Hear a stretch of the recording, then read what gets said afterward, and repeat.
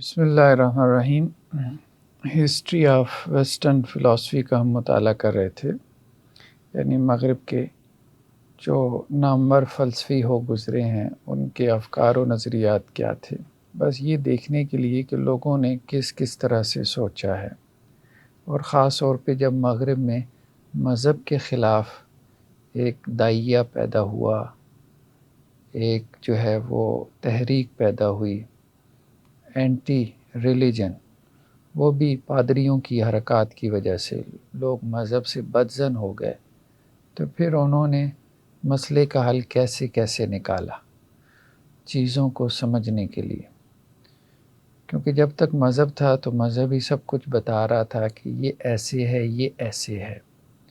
اب جب مذہب نہیں رہ گیا، مذہب سے چڑ پیدا کر دی، تو اب عقل سے وہ سوچنا شروع ہو گئے کہ اب ہم لوگوں کو کیسے بتائیں کہ بھائی آپ مثال کے طور پہ کہاں سے آئے ہو۔ مذہب یا بائبل تو بتا رہی تھی کہ آدم کی اولاد ہو، آدم کو اللہ نے پیدا کیا، اماں حوا کو پیدا کیا۔ اب جب بائبل کو تاریخ کی ایک کتاب بنا دیا، ہسٹوریکل ریکارڈ بنا دیا، تو اب لوگوں کو کیا بتائیں؟ تو مختلف قسم کے افکار و نظریات پیدا ہوئے۔ آج ہم نے جس شخصیت کو پڑھنا ہے وہ ہے سپینوزا، باروخ سپینوزا۔ اس نے بیسیکلی جو ہے خدا کا جو کانسیپٹ ہے اس کو کافی زیادہ اپنے فلسفے کے ذریعے سے اجاگر کیا کہ خدا ہے کیا، یعنی مذہبی لوگوں نے خدا کو کیا سمجھا ہوا ہے، کیا بنایا ہوا ہے، اور حقیقت میں خدا کیا ہے۔ تو اس نے جب یہ دیکھا کہ سب کچھ جو ہے وہ خدا کے اوپر بیس کر رہا ہے، تو بنیادی طور پہ آپ خدا کو ہی نئے انداز سے ڈیفائن کر دو تو آپ کے سارے مسائل حل ہو جائیں گے۔ خاص طور پہ خدا کے اوپر جو ان کے جھگڑے ہیں کہ خدا یہ ہے، خدا وہ ہے، خدا کا بیٹا ہے، کوئی پروٹیسٹنٹ ہو گیا، کوئی کیتھولک ہو گیا، آپس میں لڑنے مرنے لگ گئے، تو اب آپ بائبل سے ہٹ کے پیور ریزن کی بنیاد پہ خدا کے بارے میں کوئی ایسا کانسیپٹ یا تصور دے دو کہ لوگ اس کو ایکسیپٹ کر لیں، اس کو مان لیں، تاکہ اس کی کوئی سائنسی بنیادیں بھی ہوں تو وہ زیادہ عام ہو جائے گا، وائرل ہو جائے گا۔ تو اس لیے اب ہم دیکھ رہے ہیں کہ یہ جو پہلی ہماری سلائیڈ یا پہلی تختی ہے، اس میں اس کی خدا کے حوالے سے ڈیفینیشن موجود ہے۔ جیسے سپینوزا آسان نہیں ہے، مشکل ہے۔ ہاں، وہ لوگ اس کو آسانی سے سمجھ سکتے ہیں جنہوں نے وحدت الوجود کا تصور ہمارے ہاں جو پیدا ہوا حضرات صوفیاء میں، مڈل ایجز میں، ابن عربی وغیرہ سے جو شروع ہوا، تو اس سے پہلے نہیں تھا، تو وہ اس سے ملتا جلتا ہی تصور ہے۔ یعنی یہ تصور جو ہے صرف یہ نہیں کہ ہماری روایت میں پیدا ہوا، مغرب کی فلسفیانہ روایت میں بھی ہمیں وحدت الوجود کا تصور ملتا ہے۔ تو کچھ لوگوں نے اسی چیز کو بنیاد بنا کے کہہ دیا کہ وحدت الوجود ایک یونیورسل یا گلوبل تصور ہے، کانسیپٹ ہے، کہ ہندوؤں کے ہاں بھی مل جاتا ہے، کرسچینز میں بھی مل جاتا ہے، مسلمانوں میں بھی مل جاتا ہے، اور یہی اس کے صحیح ہونے کی علامت ہے۔ حالانکہ یہ بالکل غلط تصور ہے۔ یہ وہی بات ہے کہ شرک جو ہے مسلمانوں میں بھی مل جاتا ہے، کرسچینز میں بھی مل جاتا ہے، اور شرک جو ہے وہ ہندوؤں میں بھی مل جاتا ہے، تو اس کا مطلب یہ نہیں کہ شرک ایک حقیقت ہے۔ کرسچینز بھی سارے اس کے قائل نہیں ہیں وحدت الوجود کے تصور کے، ان کے ہاں بھی فلاطینوس کے ہاں پیدا ہوا اور ایک خاص طبقہ اس کا قائل رہا۔ ہمارے ہاں بھی سارے صوفیاء وحدت الوجود کے قائل نہیں رہے، جیسے شیخ احمد سرندی علیہ رحمہ نے اس کا سختی سے رد کیا، اور بہت سارے صوفیاء نے اس کو الحاد تک قرار دیا، اور ہندوؤں میں بھی سارے جو ہے وہ اس کے نہیں رہے وحدت الوجود کے۔ ان کے ہاں بہرحال اس کو وحدت الوجود نہیں کہا جاتا، وہ ہم دیکھیں گے جب ہم مڈل ایجز کی فلاسفی پڑھیں گے۔ تو خیر، یہ کہتے ہیں جی by God I understand a being absolutely infinite. خدا سے میری کیا مراد ہے؟ ایک بینگ، ایک وجود جو ایبسلیوٹلی انفینٹ ہے، مطلق طور پہ لامتناہی. ٹھیک ہے، فینٹ مطلب جو محدود ہو، انفینٹ جو لامحدود ہے، لامحدود ہے. اور لامحدود بھی ایسا ایبسلیوٹ، مطلق، یعنی یہ نہیں کہ ایک اعتبار سے لامحدود، نہیں، ہر اعتبار سے وہ لامحدود ہے. آگے کیا کہتا ہے؟ a substance consisting of infinite attributes. خدا ایک سبسٹنس ہے، ایک جوہر ہے. جوہر کو یہ پھر خود آگے ڈیفائن کرے گا کہ جوہر کیا ہے. ایسا جوہر ہے جس کی انفینٹ ایٹریبیوٹس ہیں، یعنی اس کی صفات لامتناہی ہیں. تو خیر ہم اس کو آہستہ آہستہ کھولتے ہیں. سپینوزا تھوڑا سا مشکل ہے، مطلب جسے کہتے ہیں نا کہ اس کی فلاسفی پیور فلاسفی ہے. اچھا، کچھ فلاسفرز ایسے ہیں کہ جن کی فلاسفی آپ یوں کہہ لیں کہ اخباری نوعیت کی ہوتی ہے، جیسے ہمارے ہاں کالم نگاروں کی فلاسفی ہوتی ہے، وہ پبلک فلاسفی کہلاتی ہے، آسانی سے سمجھ آ جاتی ہے. ٹھیک ہے. کچھ پیور فلاسفر ہوتے ہیں، جیسے یہ کانٹ ہے، سپینوزا ہے. تو یہ جو پیور فلاسفر ہوتے ہیں یہ تھوڑے گہرے ہوتے ہیں، دقیق ہوتے ہیں، مشکل ہوتے ہیں، اور بعض اوقات لگتا ہے کہ ان کی باتوں میں الجھاؤ ہے. بعض اوقات وہ اپنی بات جو ان کے ذہن میں ہوتی ہے صحیح طرح سے واضح بھی نہیں کر پاتے. خیر بہرحال باروک سپینوزا جو ہے 1632 میں اس کی پیدائش ہوئی نیدرلینڈ کے اندر. ٹھیک ہے، ایک یہودی تاجر گھرانے میں یہ پیدا ہوا تھا. اچھا، اکثر و بیشتر فلاسفر یا کرسچینز ہیں، پادری ہیں، پریسٹ ہیں، یا پھر یہودی ہیں. کارل مارکس بھی یہودی تھا، نیتشے کا بھی بیک گراؤنڈ یہودی تھا، اسی طرح سے فرائیڈ بھی یہودی تھا. یعنی بڑے بڑے جو ہے نا آپ دیکھیں گے یہ بھی یہودی جو ہے وہ بیک گراؤنڈ سے. اور یہودی عموماً جو ہے نا وہ مطلب وہ آئنسٹائن بھی یہودی تھا، یہ عموماً ایک انتہا کی طرف گئے ہیں، تھیزم کی طرف گئے ہیں، الہاد کی طرف. جیسے ہمارے ہاں شیعہ جب نکلتا ہے مذہب سے تو وہ پھر کہیں پڑاؤ نہیں ڈالتا، وہ الہاد پہ جا کے پڑاؤ ڈالتا ہے. ٹھیک ہے. اب ایرانی اکثر و بیشتر یورپ میں جو رہتے ہیں، آپ کبھی ریسرچ کریں تو وہ نوجوان مطلب بدزن ہو چکے ہیں مذہب سے. اسی طرح یہودیوں کا بھی معاملہ ہے. اس کی وجہ یہ کہ ان دونوں میں شاعر اور ظاہریت پسندی لٹرلزم بہت زیادہ ہے، یہودیت میں بھی اور شیعیت میں بھی. ٹھیک ہے. تو اس لیے جب ان کا نوجوان بدزن ہوتا ہے اپنے مذہب سے، مذہب کی سختیوں سے، تو وہ پھر جا کے پڑاؤ لیتا ہے ایتھیزم کے درخت کے نیچے. تو خیر بہرحال اس نے ابتدائی مذہبی جو ہے وہ یہودی تعلیم حاصل کی. 23 سال کی عمر میں جو سینیگاگ تھا اس نے اس کو کافر قرار دے دیا کہ یہ مرتد ہو گیا ہے. بہرحال ان کے مطابق اس کے نظریات بھی مرتدوں والے ہی تھے. وہ ہم دیکھیں گے کہ یہ کیا کہتا ہے. چرچ نے بھی کہا کہ جی اس کی کتابیں نہیں پڑھ سکتے آپ. ٹھیک ہے، مطلب اس کی کتابیں پڑھنا ٹھیک نہیں ہے، ضال اور مدل ہے یہ. اس کے بعد ہائیڈلبرگ یونیورسٹی میں اس کو آفر ہوئی کہ یہ پروفیسر بن جائے، لیکن اس نے کہا نہیں، میں یہ کام نہیں کر سکتا. یہ پروفیسریاں جو ہے نا آپ کی جو فکری آزادی ہے اس کو روک دیتی ہیں، تو میں آزادی سے سوچنا چاہتا ہوں. تو پھر اس نے اینک سازی کا کام کیا، این کے بنا کے اپنا گزارا کرتا تھا. ٹھیک ہے. تو اس لیے کہا جاتا ہے کہ یہ ایک اصول پسند انسان تھا، یعنی جو اس نے کہا اس کے مطابق اس نے زندگی گزاری. جس طرح سقراط کا معاملہ تھا نا، اسی طرح اس کا بھی معاملہ تھا. عموماً فلسفی اپنے فلسفے پہ زندگی نہیں گزارتے، لیکن یہ اپنے فلسفے کے ساتھ لایعل تھا. مطلب اس نے بڑی بڑی آفرز ریجیکٹ کر دیں صرف اس لیے کہ میری فکری آزادی چھن جائے گی، میں وہ کہہ نہیں سکوں گا اپنی جاب اور ملازمت کی وجہ سے جو میں کہنا چاہتا ہوں یا جو مجھے کہنا چاہیے. ٹھیک ہے. تو اس کی شاہکار جو تصنیف ہے وہ ایتھکس کے نام سے ہے، جو مطلب پبلش ہوئی ہے 1677 میں. تو تھوڑی عمر اس نے پائی، 45 سال کی عمر میں یہ فوت ہو گیا. 45 سال کوئی خاص عمر نہیں، پھیپھڑوں کی بیماری کی وجہ سے. تو ایتھکس کے نام سے اس کی بنیادی کتاب ہے جس میں اس نے اپنا جو ہے وہ سارا فلسفہ پیش کیا. پس منظر کیا تھا کہ جس پس منظر میں اس نے یہ ساری باتیں کی ہیں.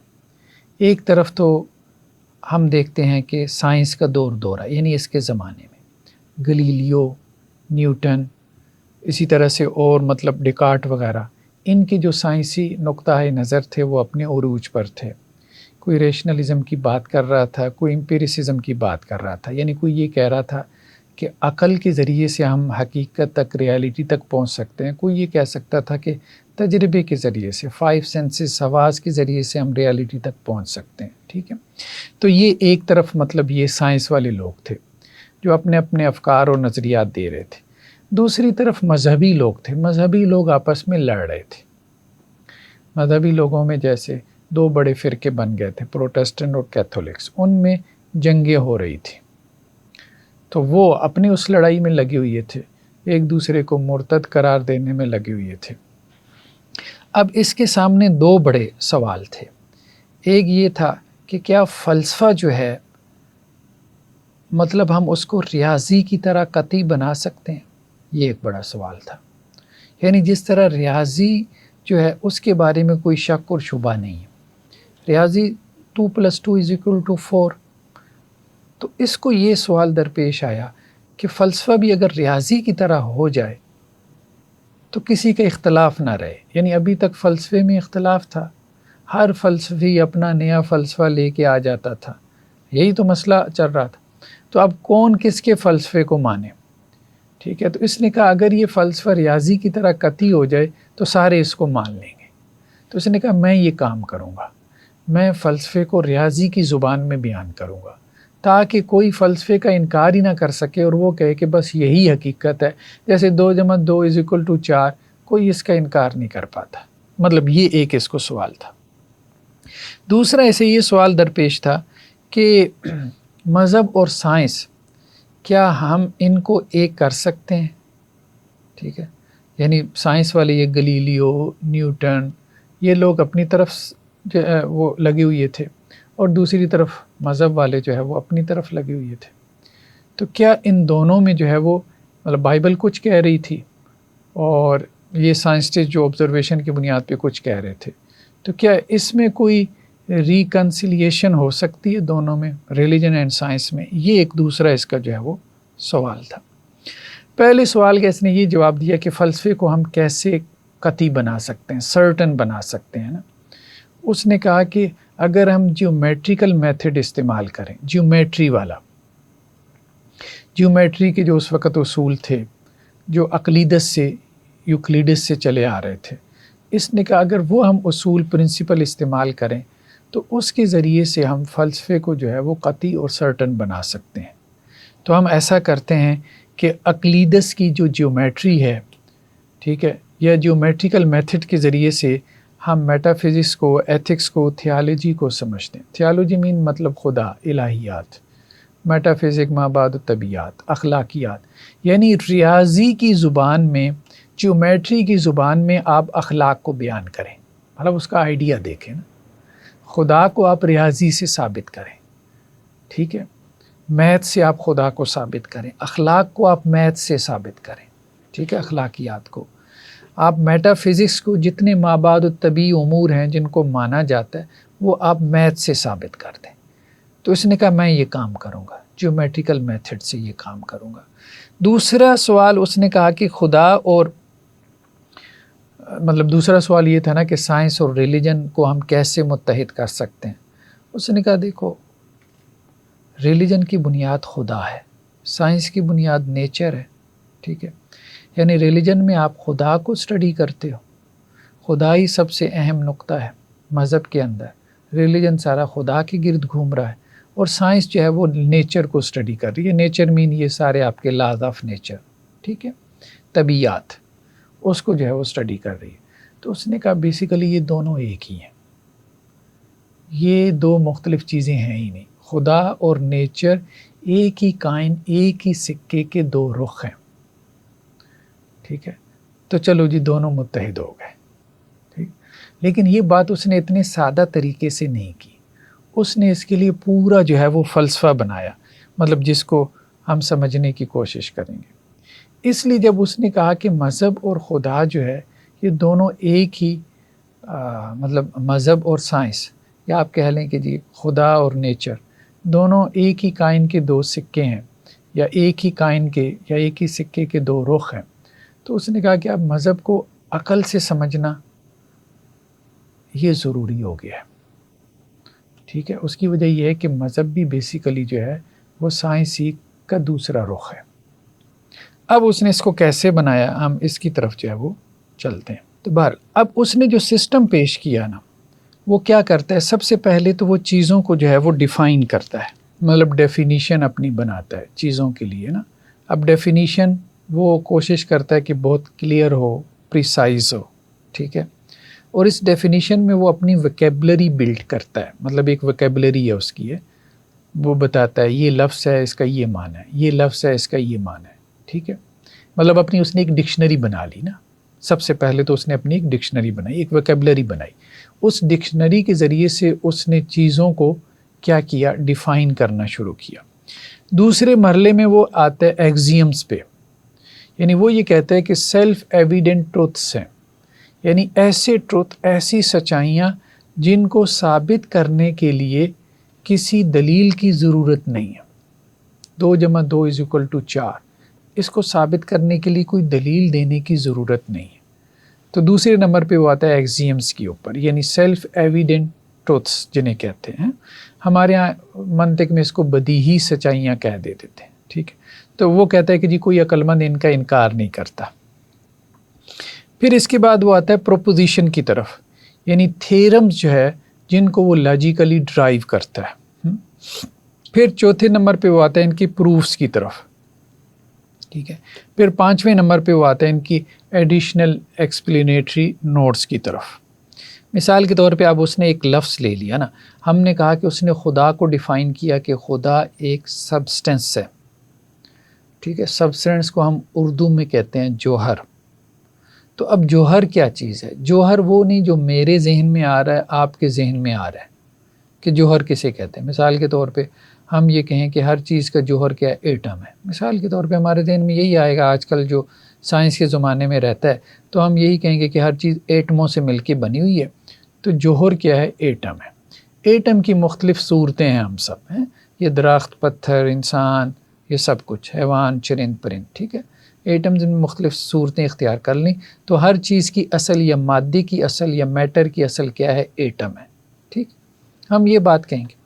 اچھا، وہ یہی کہتا ہے کہ ہر چیز کی اصل جوہر ہے، لیکن جوہر ہے کیا؟ اب اس وقت تک تو ایٹم کا بھی ابھی کانسیپٹ وغیرہ نہیں تھا. تو اب وہ جوہر کو خود ڈیفائن کرتا ہے. ٹھیک ہے، تو سب سے پہلے وہ جوہر کی جو ہے وہ ڈیفینیشن لے کر آتا ہے. مثال کے طور پہ وہ کہتا ہے کہ جوہر وہ ہے جو خود سے ہو، مطلب خود موجود ہے، وہ کسی کا محتاج نہیں ہے. ایسے اس نے ایک ڈیفائن کر دیا فلسفیانہ انداز میں.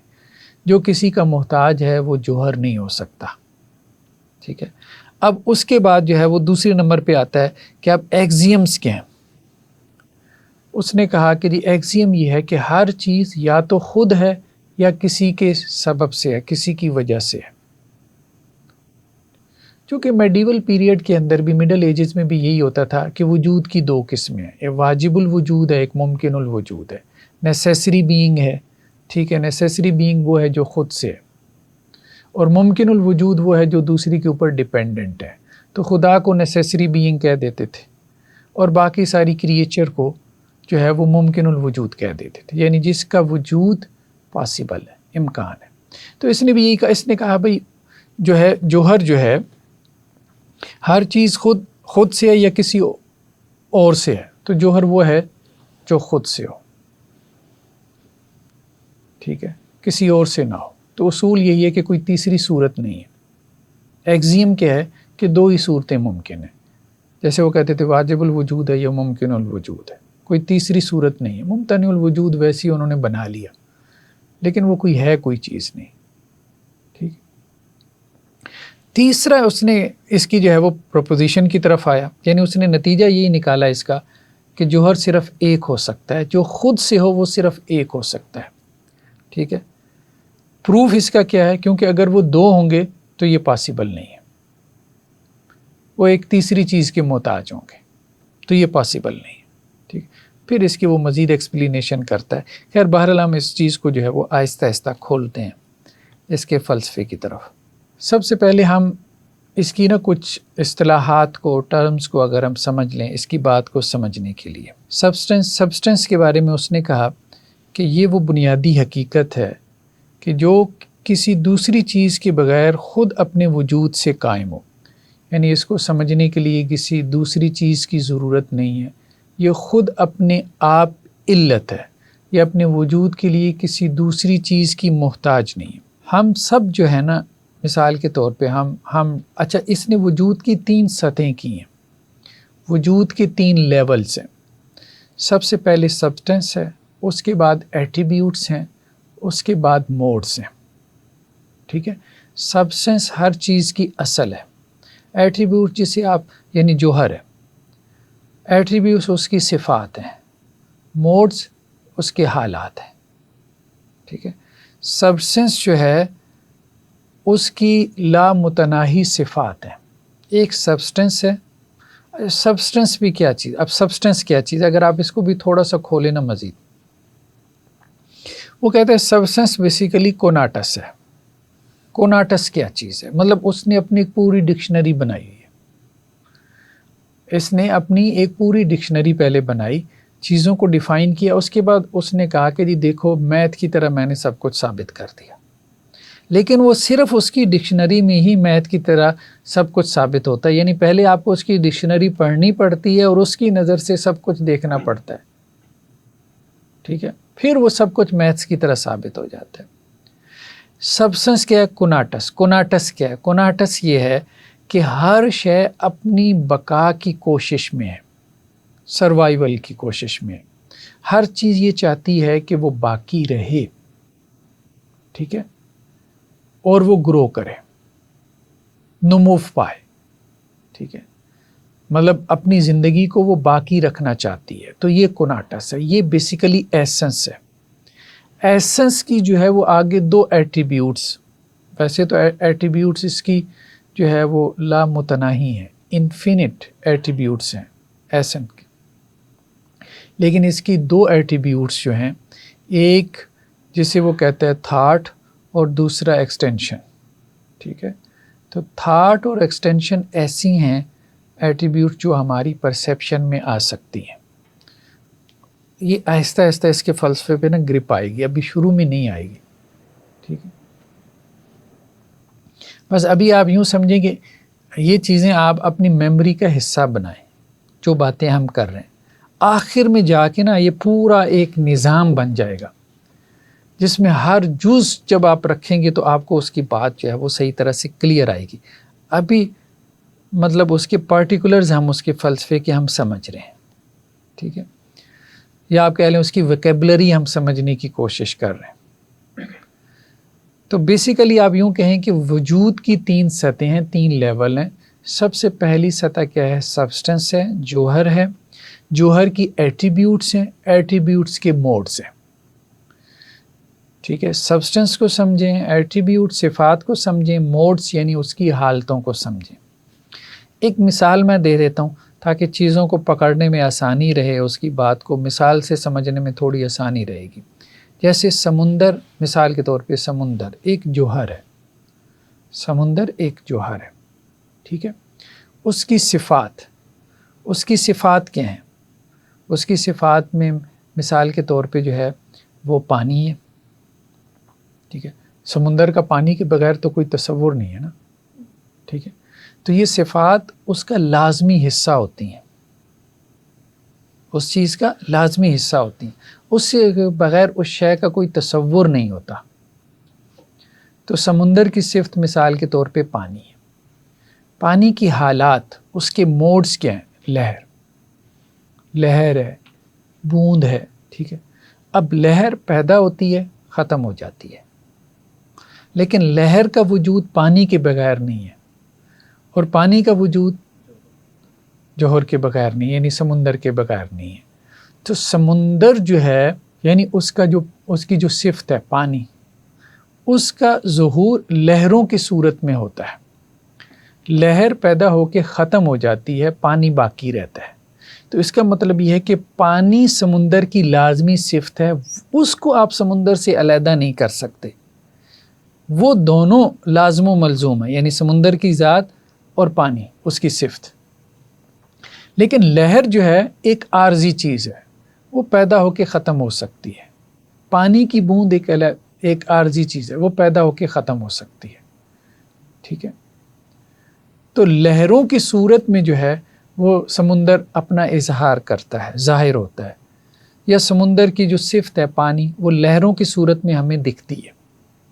لہریں نہیں ہوگی تو وہ ہمیں نظر بھی نہیں آئے گی۔ تو یہ اس نے کہا کہ وجود کی 3 سطحیں ہیں، 3 لیولز ہیں۔ اب ہم اس کی بات کو مزید جو ہے نا وہ تھوڑا سا کھولتے ہیں۔ اس کا جو جوہر کا کانسیپٹ ہے نا، جوہر کا کانسیپٹ، آج کل اگر آپ اس کو سمجھنا چاہیں، جدید جو ماڈرن کانسیپٹ ہیں ان میں کوانٹم فزکس میں ایک کانسیپٹ ہے کوانٹم فیلڈ کا۔ کوانٹم فیلڈ کا کانسیپٹ کیا ہے کہ الیکٹران، پروٹان، نیوٹران وغیرہ یہ پارٹیکلز نہیں ہیں، ٹھیک ہے، بلکہ ایک فیلڈ موجود ہے۔ یونیورس کیا ہے؟ ایک فیلڈ ہے، جیسے ایک میگنیٹک فیلڈ ہوتی ہے نا، آپ میگنیٹ رکھتے ہیں تو اس کے گرد ایک فیلڈ بن جاتی ہے، وہ ہر جو چیز فیلڈ میں ہوگی تو اس کو اپنی طرف کھینچ لے گا۔ ایک گریویٹیشنل فیلڈ ہے، ٹھیک ہے، وہ گریوٹی جو ہے وہ اپنی طرف کھینچ لے گی اگر آپ اس فیلڈ کے اندر ہوں گے، جیسے زمین کسی چیز کو اپنی طرف کھینچ لیتی ہے۔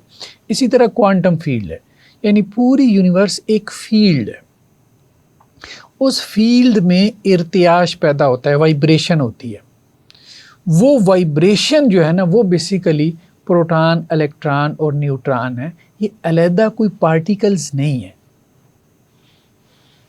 اب آپ سمجھ رہے ہیں اس کانسیپٹ کو کہ ایک فیلڈ، جیسے آپ یوں سمجھے کہ جیسے کوئی فیبرک ہے، ٹھیک ہے، تو وہ فیبرک جب لہراتا ہے نا، اوپر نیچے ہوتا ہے، تو اس سے ایک لہر پیدا ہوتی ہے، تو لہر کا اپنا کوئی وجود نہیں ہے، ٹھیک ہے۔ تو اسی طرح پارٹیکل کا اپنا کوئی وجود نہیں ہے، ایک کوانٹم فیلڈ ہے، ٹھیک ہے، جس میں وائبریشن پیدا ہوتی ہے، تو اس وائبریشن کی وجہ سے لگتا ہے کہ جیسے کوئی پارٹیکل وجود میں آ گیا ہے، لیکن حقیقت میں اس کا کوئی علیحدہ وجود نہیں ہے۔ یہ ایسی ہے جیسے سمندر میں لہر پیدا ہوتی ہے، تو لہر سمندر سے علیحدہ کوئی چیز نہیں ہے، بس سمندر کی سطح ہی ذرا اوپر آ گئی، نیچے ہو گئی، اسی کو ہم نے لہر کا نام دے دیا، یا ہمیں لگا کہ یہ لہر ہے۔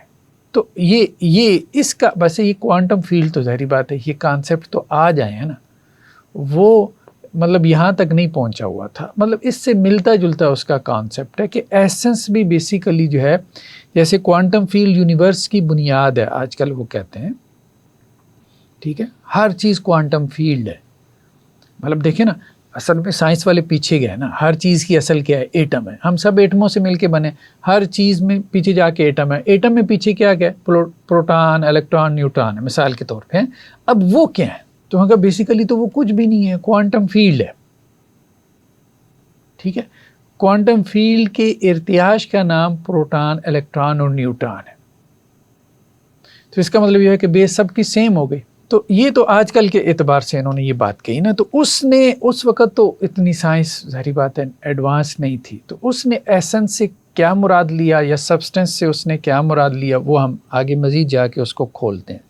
تو اس کا کہنا یہ تھا کہ بیسیکلی جو وجود کی، بینگ کی، کائنات کی جو بنیاد ہے نا، وہ بیسیکلی سبسٹنس ہے، اور سبسٹنس از خود ہے۔ اب کوانٹم فیلڈ کہاں سے آ گئی؟ اگر وہ پوچھا جائے بھئی کوانٹم فیلڈ کہاں ہے، وہ کہے گا بھئی یونیورس ہے ہی کوانٹم فیلڈ، ہم یہ بات کر رہے ہیں، یونیورس ہے ہی کوانٹم فیلڈ، باقی سب اس سے پیدا ہوا ہے، کوانٹم فیلڈ سے۔ یہ وہ بنیاد ہے، اصل ہے، جس سے آگے سب چیزیں جو ہے وہ پیدا ہوئی۔ تو یہ بھی یہی کہتا ہے کہ سبسٹنس وہ اصل ہے جس سے سب کچھ جو ہے وہ آگے پیدا ہوا ہے، سبسٹنس سے، اور وہ از خود ہے، اس کو کسی نے نہیں پیدا کیا۔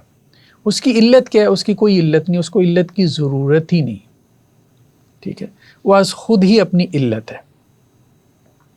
تو یہ بیسیکلی اس نے بنیاد، یا اس کو ایک اور مثال سے سمجھیں، جیسے گولڈ اور جیولری، یعنی سونا اور زیور، ان دونوں کا آپس میں کیا تعلق ہے؟ زیور جو ہے موڈز ہیں، انگوٹھی ہے، کڑا ہے، کانوں کی بالی ہے، یہ زیور ہے۔ لیکن اس کی اصل کیا ہے؟ سونا ہے. ٹھیک ہے. تو اب سونے کو وہ کیا کہتا ہے؟ سونے کو وہ کہتا ہے کہ یہ سبسٹنس ہے، اور زیور کو وہ کہتا ہے کہ یہ موڈز ہے. اب ایٹریبیوٹس کہاں چلے گئے؟ ایٹریبیوٹس کو ہم مزید آگے چل کے جو ہے نا اس کو کھولتے ہیں. وہ سونے کی لازمی صفات ہیں، اور وہ دو ہیں، تھاٹ اور ایکسٹینشن. ٹھیک ہے. ایک مینٹل ہے اور ایک میٹیریل ہے. سبسٹنس کی صفات لامتناہی ہیں، انفینٹ ہیں، لیکن دو ہمیں معلوم ہو سکتی ہیں. اس کی دو ایٹریبیوٹس، تھاٹ کی اور دوسری اپنا اس کی میٹیریل جو اس کی ہے. ٹھیک ہے. تو صفات جو ہیں، صفات جوہر جو ہے وہ اپنی صفات کے ذریعے اپنا اظہار کرتا ہے، اور صفات اپنا اظہار موڈز کے ذریعے کرتی ہیں. یعنی اب یہ ساری مطلب وجود، یہ سب کچھ یہ کیا ہے؟ تو وجود کی اصل سبسٹنس ہے فلسفیانہ انداز میں. جیسے سائنسی انداز میں تو وہ یوں گئے نا، ایٹم اور ایٹم سے پیچھے الیکٹران، پروٹون، نیوٹران، اور پھر آگے کوانٹم فیلڈ تک پہنچ گئے. تو یہ سب سے پہلے موڈز ہیں، موڈ جو ہمیں نظر آ رہا ہے. ٹھیک ہے. ہم سب موڈز ہیں. موڈز کے پیچھے ایٹریبیوٹس ہیں جو موڈز کی بنیاد ہے، اور ایٹریبیوٹس کی بنیاد جو ہے وہ سبسٹنس ہے. یہ وہ بات کر رہے ہیں. جب ہم نے منطق پڑھی تھی تو اس میں بھی یہ جوہر کی بحث آئی تھی، تو اس میں آپ نے بتایا تھا یہ جوہر کی جو ٹرانسلیشن ہوتی ہے وہ ایسنس ہوتی ہے. اب ادھر جو سبسٹنس لگ رہا ہے اس کی کیا اردو ٹرانسلیشن مادہ نہیں ہوگی؟ نہیں، یہ مادہ بہرحال نہیں کرتا. اس کی وجہ یہ ہے کہ وہ مادی چیز نہیں ہے. ٹھیک ہے. مادی چیز نہیں ہے. اس کو ہم سمجھنے کی کوشش کرتے ہیں. جیسے پانی کی مثال ہے. پانی جو ہے مثال کے طور پہ اگر ہم اس کو سبسٹنس کے طور پہ لیں تو اس کی صفات کیا ہیں؟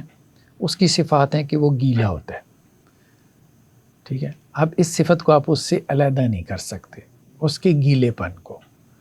تو صفات اس کے سبسٹنس کا لازمی پارٹ ہوتی ہیں، لازمی حصہ ہوتی ہیں. ٹھیک ہے. ایٹریبیوٹس جنہیں وہ کہتے ہیں نا کہ سبسٹنس کی ایٹریبیوٹس، یعنی اس کے بغیر تو وہ سبسٹنس سمجھ ہی نہیں آ سکتا نا. تو پانی جو ہے جیسے گیلا پن اس کا، یہ اس کی ایٹریبیوٹ. دوسری اس کے ایٹریبیوٹس کہ وہ بہتا ہے. ٹھیک ہے. یہ بھی پانی کی ایٹریبیوٹ ہے. ٹھیک ہے. اس کو آپ اس سے علیحدہ نہیں کر سکتے. ہاں، اس کے موڈز کیا ہیں؟ موڈ اس کے کیا ہیں کہ لہر ہے، برف ہے، بھاپ ہے. یہ اس کے موڈز ہیں. یعنی پانی نے مختلف صورتیں اختیار کر لی. پانی ضرور، برف کے بغیر پانی ہو سکتا ہے، لہر کے بغیر بھی ہو سکتا ہے. ٹھیک ہے. لیکن یہ ہے کہ گیلے پن کے بغیر ہو سکتا ہے، نہیں ہو سکتا. تو وہ اس طرح سے موڈز میں اور ایٹریبیوٹس میں جو ہے وہ فرق کرتا ہے. ابھی جس طرح ہم نے کہا کہ یہ سمندر کی ایٹریبیوٹ ہے پانی، یہ نہیں سمجھ آ رہی ہے. تو ایک جز نہیں ہے اس کا؟ نہیں، اب بس مثال نا مکمل نہیں ہوتی، بس صرف سمجھنے کے لیے ہم سمندر سے مراد لفظ سمندر لے رہے ہیں. ٹھیک ہے. کہ جب لفظ سمندر بولا جاتا ہے، ٹھیک ہے، تو اس لفظ میں پانی لازماً شامل ہوتا ہے. یعنی پانی کے بغیر سمندر کا کوئی کانسیپٹ نہیں ہے. ٹھیک ہے. یعنی یہ نہیں کہا جا سکتا ریت کا سمندر، ستاروں کا سمندر، درختوں کا سمندر. وہ جنگل ہوگا نا، ریت کا صحرا ہوگا. یعنی وہ اس کا لازمی حصہ ہے. بیسیکلی تو وہ ویکیبلری ڈیولپ کر رہا ہے نا. تو جوہر کی جو اس نے کہا کہ سبسٹنس جو ہے اس کی دو صفات ہیں، تھاٹ اور ایکسٹینشن. یعنی فکر اور ایکسٹینشن کا ترجمہ اردو میں کیا جاتا ہے امتداد. امتداد کا مطلب یہ ہے کہ ایک چیز جو ہے وہ چوڑائی، لمبائی، اونچائی رکھتی ہے، یا حرکت میں ہے یا سکون میں ہے. یعنی ہر چیز جس کی کوئی شیپ ہے تو وہ جگہ گھیرتی ہے نا، اس کو وہ ایکسٹینشن کا نام دیتا ہے. مثال کے طور پہ آپ یوں سمجھیں کہ جیسے ایک درخت ہے. جسم کہہ سکتے ہیں کس سے؟ یعنی ایکسٹینشن کو. ہاں، ایکسٹینشن کو آپ جسم کہہ سکتے ہیں. ٹھیک ہے، ایک حد تک بات ٹھیک ہے. ہر چیز جو ہے نا، ہر چیز سبسٹنس سے بنی ہے. ہر چیز آپ یوں سمجھیں، ایوری تھنگ سبسٹنس سے بنی ہے. تو سبسٹنس کی دو لازمی صفات ہیں جن کا ہم ادراک کر سکتے. ویسے تو لامتناہی صفات ہیں، لیکن دو ہمارے انسانی شعور میں آ سکتی ہیں، تھاٹ اور ایکسٹینشن. تھاٹ اور ایکسٹینشن موڈز کی صورت میں ہمارے سامنے آتی ہے. ٹھیک ہے، اب مثال کے طور پہ ایک درخت ہے. درخت کی بھی ایک تھاٹ ہے اور اس کی بھی ایک ایکسٹینشن ہے. درخت کی تھاٹ کیا ہے؟ درخت کی تھاٹ اس کا مقصد ہے، جس مقصد کے لیے اس کی کریشن ہوئی ہے. یا آپ یوں سمجھ لیں کہ درخت کی تھاٹ وہ قوانین ہیں، وہ طبعی قوانین ہیں، وہ نیچرل لاز ہیں جس کے تحت وہ درخت نمو پا رہا ہے، پھیل رہا ہے. یعنی درخت کے اندر بھی تو طبیعیاتی قوانین جاری ہیں نا. ٹھیک ہے، اب مثال کے طور پہ باٹنی کا آپ مطالعہ کریں گے تو آپ کو سمجھ میں آئے گی کہ درخت بھی طبعی قوانین کے تحت چل رہا ہے. ٹھیک ہے، اس میں فوٹو سنتھیسس ہو رہا ہے یا جو کچھ بھی ہو رہا ہے. ٹھیک ہے، وہ اپنی خوراک خود پیدا کر رہا ہے، اس طرح سے اس کی بڑھوتری ہو رہی ہے سورج کی روشنی کی جو ہے وہ مدد سے. تو وہ یہ کہتا ہے کہ یہ طبعی قوانین نظر نہیں آ رہے ہیں نا، تو یہ فکر ہے، یہ تھاٹ ہے. اور دوسرا اس کی ایکسٹینشن ہے، یعنی اس کی ظاہری شیپ آپ کہہ لیں، اس کی حرکت ہے، اس کی نمو ہے، اس کی لمبائی چوڑائی اونچائی ہے. ٹھیک ہے، اچھا لمبائی چوڑائی اونچائی، یہ صرف لمبائی چوڑائی اونچائی یہ صفت ہے، لیکن خاص قسم کی لمبائی چوڑائی اونچائی یہ موڈ ہے. اب صورت اختیار کر گیا نا. تو صفات بھی اس کے ہاں مجرد ہیں. یہ دو صفات بھی بیسیکلی تجریدی طور پہ پائی جاتی ہیں. لمبائی جو ہے ایک خاص قسم کی لمبائی ہمیں نظر آئے گی، لمبائی ہمیں نظر نہیں آ سکتی، لینتھ، ویڈتھ، ہائٹ اس کو ہم نہیں دیکھ سکتے نا. لیکن یہ ہے کہ سبسٹنس کا ظہور کسی لمبائی میں ہوگا، تو اس لمبائی چوڑائی اس کو وہ ایکسٹینشن کہہ رہے ہیں نا. یا حرکت میں ہوگا یا سکون میں ہوگا، یعنی کوئی چیز یا متحرک ہے یا ساکن ہے. ٹھیک ہے، شیپ رکھتی ہے تو اس کی کوئی نہ کوئی ڈائمینشنز ہیں، یا کھڑی ہے یا چل رہی ہے، حرکت میں ہے. ٹھیک ہے، تو اس سب کو اس نے ایکسٹینشن کا نام دیا. اور اس کے پیچھے جو قوانین ہیں، یعنی جو قوانین اس کو حرکت دے رہے ہیں، اس کو وہ اس کی فکر کہہ رہے ہیں، اس کی تھاٹ کہہ رہے ہیں اس چیز کی. مثال کے طور پہ سولر سسٹم ہے.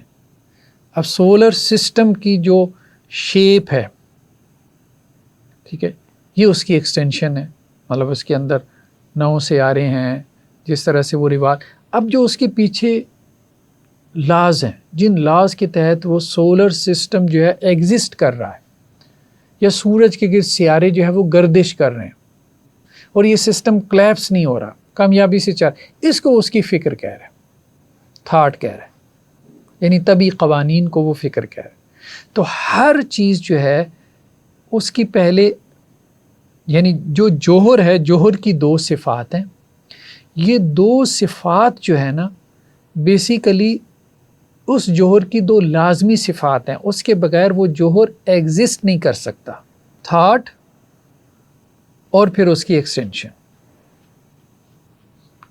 اور تھاٹ اور ایکسٹینشن بیسیکلی ریئلٹی یعنی حقیقت کا جو سکہ ہے، جو کائن ہے، اس کے دو رخ ہیں، دو علیحدہ علیحدہ چیزیں نہیں ہیں. درخت جن طبعی قوانین کے مطابق چل رہا ہے اور درخت، یہ دو علیحدہ علیحدہ چیزیں نہیں ہیں. وہ طبعی قوانین ہی بنیاد ہیں اس درخت کی. یہ ایک ہی حقیقت کے دو رخ ہیں. یہ بات وہ کر رہا ہے. ٹھیک، تو گویا اس طرح سے وہ یہ کہہ رہا ہے کہ حقیقت جو ہے نا بیسیکلی وہ دو علیحدہ چیزیں نہیں ہیں. یعنی خدا اور نیچر یہ سیم چیز ہے. ٹھیک ہے، یہ کوئی دو علیحدہ نہیں ہے. یا آپ یوں کہہ لیں کہ خدا جو ہے نا وہ کائنات سے باہر بیٹھا ہوا کوئی خالق یا کریٹر نہیں ہے کہ جس نے اس کائنات کو پیدا کر دیا ہو. سبسٹنس ہی کریٹر ہے. سبسٹنس نے کیسے پیدا کیا. یعنی خدا کو پرسنالٹی نہیں ہے، خدا موجود ہے لیکن خدا کو پرسنالٹی نہیں. آسان الفاظ میں یوں کہیں، اس کے نزدیک خدا کیا ہے؟ خدا سبسٹنس ہے. سبسٹنس کیا ہے؟ سبسٹنس وہ ہے کہ جس کی انفینٹ ایٹریبیوٹس ہیں. اب یہ انفینٹ ایٹریبیوٹس مجھے کیا پتہ، کہتا ہے دو تمہیں میں بتا دیتا ہوں، اس سے زیادہ سمجھ نہیں آ سکتی. سبسٹنس کی دو ایٹریبیوٹس ہیں، ٹھیک ہے، تھاٹ اور ایکسٹینشن. اس تھاٹ اور ایکسٹینشن نے مختلف موڈز کی صورت اختیار کی تو یہ سب وجود ہمیں نظر آ رہا ہے. تو یعنی فکر، یعنی مینٹل، اور اس کے علاوہ اس کی میٹیریل، میٹر جو ہے. خدا کو جب وہ سبسٹینس کہہ رہے ہیں تو پھر اس کی موڈز کس کس چیز کو کہہ رہے ہیں؟ سب اس کے موڈز ہیں. یہ جو ہم دیکھ رہے ہیں ہاں سب اس کے، یعنی خدا جو ہے وہ کائنات ہے اور کائنات خدا ہے. آسان الفاظ میں خدا کیا ہے؟ خدا اسی لیے جو سائنسٹسٹ تھے نا، سپینوزا کے خدا کے کانسیپٹ کی طرف کیا ہے، آئنسٹائن سے پوچھا گیا کہ کیا آپ خدا کے قائل ہو، یعنی ایتھیسٹ ہو؟ کہنے لگا نہیں، میں ایتھیسٹ نہیں ہوں، میں ایتھیسٹ نہیں ہوں، میں خدا کو مانتا ہوں لیکن میں سپینوزا کا خدا مانتا ہوں. یہ بات اس نے کہی تھی. اور عجیب بات یہ ہے کہ دنیا میں کوئی بھی ایتھیسٹ نہیں ہے. صحیح بات یہی ہے، یہ سارے جو کہتے ہیں نا میتھیسٹ ہیں، یہ سپینوزا کا خدا مانتے ہیں. آئنسٹائن نے مان لیا، یہ مانتے نہیں. ٹھیک ہے، ڈاکنز وغیرہ نے بھی یہی لکھا ہے. وہ جو اس کی کتاب ہے نا ڈاکنز کی، دی بلائنڈ واچ میکر، تو اس نے یہی کہا کہ ہم یہ نہیں کہہ رہے کہ واچ میکر نہیں ہے، ہم یہ کہہ رہے ہیں کہ وہ بلائنڈ ہے. یعنی لاز آف نیچرز ہیں جنہوں نے کائنات کو کنسٹرکٹ کیا ہے. اس نے وہ باتیں بہت ان سے پہلے فلسفیانہ انداز میں کر دی تھی. یعنی یونیورس نے خود ہی اپنے آپ کو پیدا کیا ہے اور یونیورس خود ہی اپنی خالق ہے، کریٹر ہے، آپ یوں کہہ لیں آسان الفاظ میں. ٹھیک ہے، سوال یہ پیدا ہوا نا کہ اصل میں اس وقت سوالات پیدا ہوتے تھے، اچھا فلاں کو فلاں نے پیدا کیا، ہم کو خدا نے پیدا کیا، خدا کو کس نے پیدا کیا؟ اب یہ سارے لوگ اس سوال کو بھی ایڈریس کر رہے تھے. تو انہوں نے کہا بھائی خدا کو علت کی ضرورت نہیں ہے، وہ از خود سے ہے، اس کو کسی علت کی ضرورت نہیں ہے. ٹھیک ہے، کیوں ضرورت نہیں ہے؟ اس کی مثال اس نے یوں دی کہ جیسے مثلث ہے. اس نے کہا مثلث جو ہے نا، اگر ہم یہ بات کہیں کہ مثلث کے 3 زاویے 180 ڈگری کے برابر ہوتے ہیں،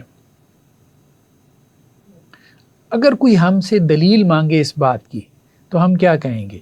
مثلث ہی اس کی دلیل ہے، خود مثلث ہی اس کی دلیل ہے. تو اسی طرح سے سبسٹنس یا خدا کے وجود کی اگر کوئی ہم سے دلیل مانگے، علت مانگے، تو ہم کہیں گے وہ خود ہی اس کی علت ہے. لیکن یہاں اس نے جو لوگ اس پہ کریٹیک کرتے ہیں نا، وہ کہتے ہیں کہ یہاں اس نے ڈرامہ کیا ہے. ڈرامہ اس نے یہ کیا ہے کہ اصل میں جو، جیسے کانٹ نے کہا دیکھو بات یہ ہے کہ ہم کہتے ہیں اڑنے والا گھوڑا. ٹھیک ہے، اڑنے والا گھوڑا، کوئی بندہ کہتا ہے جی اڑنے والا گھوڑا، فلائنگ ہارس، جیسے ہمارے یہاں کارٹونز میں دکھایا جاتا ہے بچوں کے، گھوڑا اڑ رہا ہے، یونیکارن. کانٹ کہتا ہے کہ اب کوئی بندہ یہ کہتا ہے کہ جی وہ گھوڑا، یعنی اڑنے والے گھوڑے کی، یونیکارن کی وہ ڈیفینیشن کرتا ہے. یونیکارن کی وہ ڈیفینیشن کرتا ہے کہ یونیکارن وہ گھوڑا ہے کہ جس کا وجود لازمی ہے، یعنی وہ نیسیسری بینگ ہے، یعنی اس کے وجود کو دلیل کی ضرورت نہیں ہے. تو یہ چلاکی ہے. اس نے ڈیفینیشن میں ایک چیز ڈال دی ہے، اس سے ضروری نہیں ہو جاتا کہ وہ یونیکارن موجود ہو. آپ سمجھ رہے ہیں؟ یہ کہہ رہے کہ یہ چلاکی کی گئی ہے. کیونکہ مثلث دیکھیں نا، مثلث کی مثال جو ہے وہ مثلث میں جو چیز وہ ثابت کر رہے ہیں وہ آلریڈی پہلے سے موجود ہے.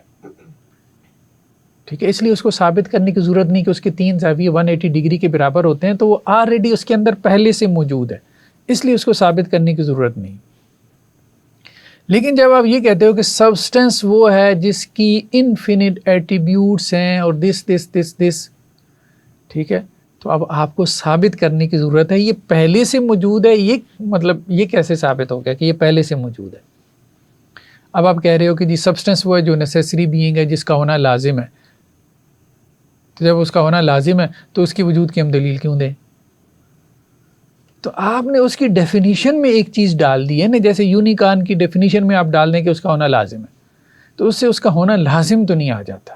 تو یہ وہ بات جو ہے نا، اس کے اوپر بعد میں تنقید کے طور پہ کی گئی کہ اس نے بہرحال اپنا ایک سسٹم تھاٹ بنایا، فلسفیانہ نظام بنایا، لیکن جب آپ اس کے اس پوری ڈیفینیشنز کو مان لیں تو پھر وہ ثابت ہوتا ہے. لیکن وہ ڈیفینیشنز کنسسٹنٹ ہیں، ریئل ہیں، ثابت شدہ ہیں، یہ ایک علیحدہ مسئلہ ہے. تو ہم بات کر رہے تھے اس کی سبسٹنس اور پھر اس کی ایٹریبیوٹس کی. تو سبسٹنس کی 2 ایٹریبیوٹس ہیں، ایک تو اس نے کہا تھاٹ اور دوسری اس نے کہا ایکسٹینشن. ایکسٹینشن میں کیا آ جاتا ہے؟ لمبائی، چوڑائی، گہرائی، اس کا وزن بھی آ جاتا ہے، جسم کہہ لیں، حجم کہہ لیں، سائز، ویٹ، حرکت، سکون، یہ سب اس میں ایکسٹینشن میں آ جاتا ہے. ٹھیک ہے، مطلب ہر چیز کوئی حرکت میں ہے، سکون میں ہے، اس کا کوئی نہ کوئی ویٹ ہوگا، وزن ہوگا. ٹھیک ہے، اس کی کوئی ڈائمینشن ہوگی، لمبائی، چوڑائی وغیرہ ہوگی، یہ ایکسٹینشن میں آ جاتی. اسی طرح وہ یہ کہتا ہے کہ امتداد جو ہے نا ساری اس کی، وہ جو تھاٹ ہے، تھاٹ جو ہے اس کی بھی جو ہے وہ بنیادیں ہیں. جیسے تھاٹ کی بنیاد کیا ہے کہ تھاٹ جو ہے، جیسے فکر جو سوچ ہے، اس کی انٹینسٹی، ہر تھاٹ کی کوئی نہ کوئی انٹینسٹی ہوگی، شدت ہوگی. ٹھیک ہے، اسی طرح سے جو ہے وہ اس کی کوئی نہ کوئی جو ہے وہ مطلب بنیاد ہوگی. وہ خیال جو ہے وہ مختصر ہو سکتا ہے، وہ خیال جو ہے وہ گہرا ہو سکتا ہے، وہ خیال جو ہے وہ کلیئر ہو سکتا ہے، وہ خیال جو ہے وہ مبہم ہو سکتا ہے. جس طرح وہاں لمبائی، چوڑائی، اسی طرح خیال کی بھی اس نے کہا کہ جی اس طرح سے، فکر کی بھی اس طرح سے وضاحتیں ہوتی ہیں. تو اب اس کا کہنا یہ ہے کہ تھاٹ اور ایکسٹینشن جو ہے یہ بیسیکلی حقیقت کے 2 رخ ہیں. کس اعتبار سے؟ جیسے آپ ایک مثال سے سمجھیں، کسی نے آپ کو غصہ دلایا تو اب آپ کو غصہ آ گیا. ٹھیک ہے، غصہ آنا ایک تو اس کا اظہار جو ہے وہ ایکسٹینشن کی صورت میں ہوتا ہے اور ایک تھاٹ کی صورت میں. ایکسٹینشن کی صورت میں جیسے آپ کا چہرے کا رنگ سرخ ہو گیا، آپ کا بلڈ پریشر یا دل کی دھڑکن تیز ہو گئی، یہ فزیکل ہے نا، جس کو آپ میئر کر سکتے ہو. ٹھیک ہے، یہ ایکسٹینشن اس کو وہ کہہ رہا ہے. اور ایک یہ جس کو آپ پیچھے سے میئر نہیں کر سکتے، یعنی وہ فزیکل نہیں ہے، مینٹل ہے. آپ یوں کہہ لیں، مثال کے طور پہ کسی نے آپ کو غصہ دیا، آپ کی بے چینی بڑھے گی، آپ کے اندر انزائٹی پیدا ہوگی، جذبہ پیدا ہوگا، انتقام کا جذبہ پیدا ہوگا. وہ ایموشنز کو بھی تھاٹ میں لے کر آتا ہے، خیالات کو بھی تھاٹس میں لے کر آتا ہے، میموریز کو بھی تھاٹس میں لے کر آتا ہے. ٹھیک، وہ کہتا ہے یہ سب کیا ہیں؟ تھاٹس ہیں. مطلب ان کی کوئی لمبائی، چوڑائی وہ نہیں ہے نا، مطلب میئریبل اس طرح سے نہیں ہے نا، ایبسٹریکٹ چیزیں ہیں نا، اس لیے وہ اس کو تھاٹ میں لے کر آتا ہے، ایموشنز وغیرہ کو بھی. ٹھیک، جیسے وہ کہتا ہے کہ جی خوف پیدا ہو سکتا ہے، کوئی آپ کو غصہ دلائے. ٹھیک ہے، تو یہ تھاٹ، تو یہ 2 چیزیں.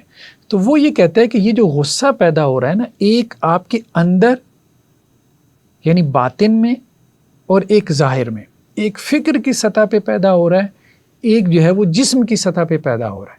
یہ دونوں ایک ہی ریئلٹی کے 2 رخ ہیں. یعنی یہ نہیں ہے کہ اندر کی بے چینی اور چیز ہے اور باہر جو چہرے کی سرخی ہے یہ اور چیز ہے. یہ نہیں ہے اس غصے کی وجہ سے اندر کا خوف اور ہے اور دل کی دھڑکن اور چیز ہے. نہیں، یہ ایک ہی ریئلٹی کی 2 رخ ہیں، یہ 2 علیحدہ. اصل میں وہ بیسیکلی ڈیکارٹ کو جواب دے رہا تھا، جو یہ کہتا تھا کہ مائنڈ اینڈ باڈی یہ 2 سبسٹنس ہیں، 2 جوہر ہیں، ڈوئلزم ہے، ڈوئلٹی ہے. جب اس نے یہ کہا کہ یہ 2 چیزیں ہیں، ایک وہ ہے جو میٹا فزکس ہے، ایک وہ ہے جو فزکس ہے، تو اب سوال یہ پیدا ہوا میٹا فزکس اور فزکس آپس میں انٹریکٹ کیسے کرتے ہیں؟ اس کا وہ جواب نہیں دے پایا. اس نے کہا یہ دو چیزیں ہیں ہی نہیں، بیسیکلی ایک ہی شے کے دو رخ ہیں. تو یہ انٹریکٹ کر ہی نہیں رہے، یہ دو مختلف سطحوں پہ اپنا اظہار کر رہے ہیں. یعنی کسی نے آپ کو غصہ دلایا، اس غصے کا اظہار آپ کے اندر بھی ہو رہا ہے. ایک موڈ جو ہے وہ تھاٹ کا ہے، جو آپ کے اندر پیدا ہو رہا ہے، بے چینی پیدا ہو رہی ہے، خوف پیدا ہو رہا ہے، سنسناہٹ پیدا ہو رہی ہے. اور ایک موڈ جو ہے وہ آپ کے وجود پہ اس کا اظہار ہو رہا ہے، یعنی دل کی دھڑکن تیز ہو رہی ہے، چہرہ سرخ ہو رہا ہے، آپ کے پٹھوں میں تناؤ پیدا ہو رہا ہے. تو گویا ایک ہی چیز ہے جو دو مختلف سطحوں پہ اپنا اظہار کر رہی ہے. یعنی سبسٹنس کی دو صفات، تھاٹ اور دوسری کیا ہے اپنا ایکسٹینشن، دونوں کا اظہار ہو رہا ہے مختلف موڈز میں. ٹھیک ہے، ایکسٹینشن کے جو موڈز ہیں وہ فزیکل ہیں، تھاٹ کے جو موڈز ہیں وہ کیا ہیں، وہ مینٹل ہیں، وہ جذبات کی صورت میں ظاہر ہوتے ہیں. تھاٹس کے موڈز میموریز کی صورت میں ظاہر ہوتے ہیں، یادداشتوں کی صورت میں. ٹھیک ہے، تو وہ ہر چیز کو اس طرح سے دیکھتا ہے. مطلب یعنی جو تھاٹ اور ایکسٹینشن یہ دونوں ہیں ایبسٹریکٹ ہی، لیکن وہ جب صورت اختیار کریں گے موڈ بن جائے گا، وہ چاہے تھاٹ کی صورت ہو چاہے ایکسٹینشن کی صورت ہو.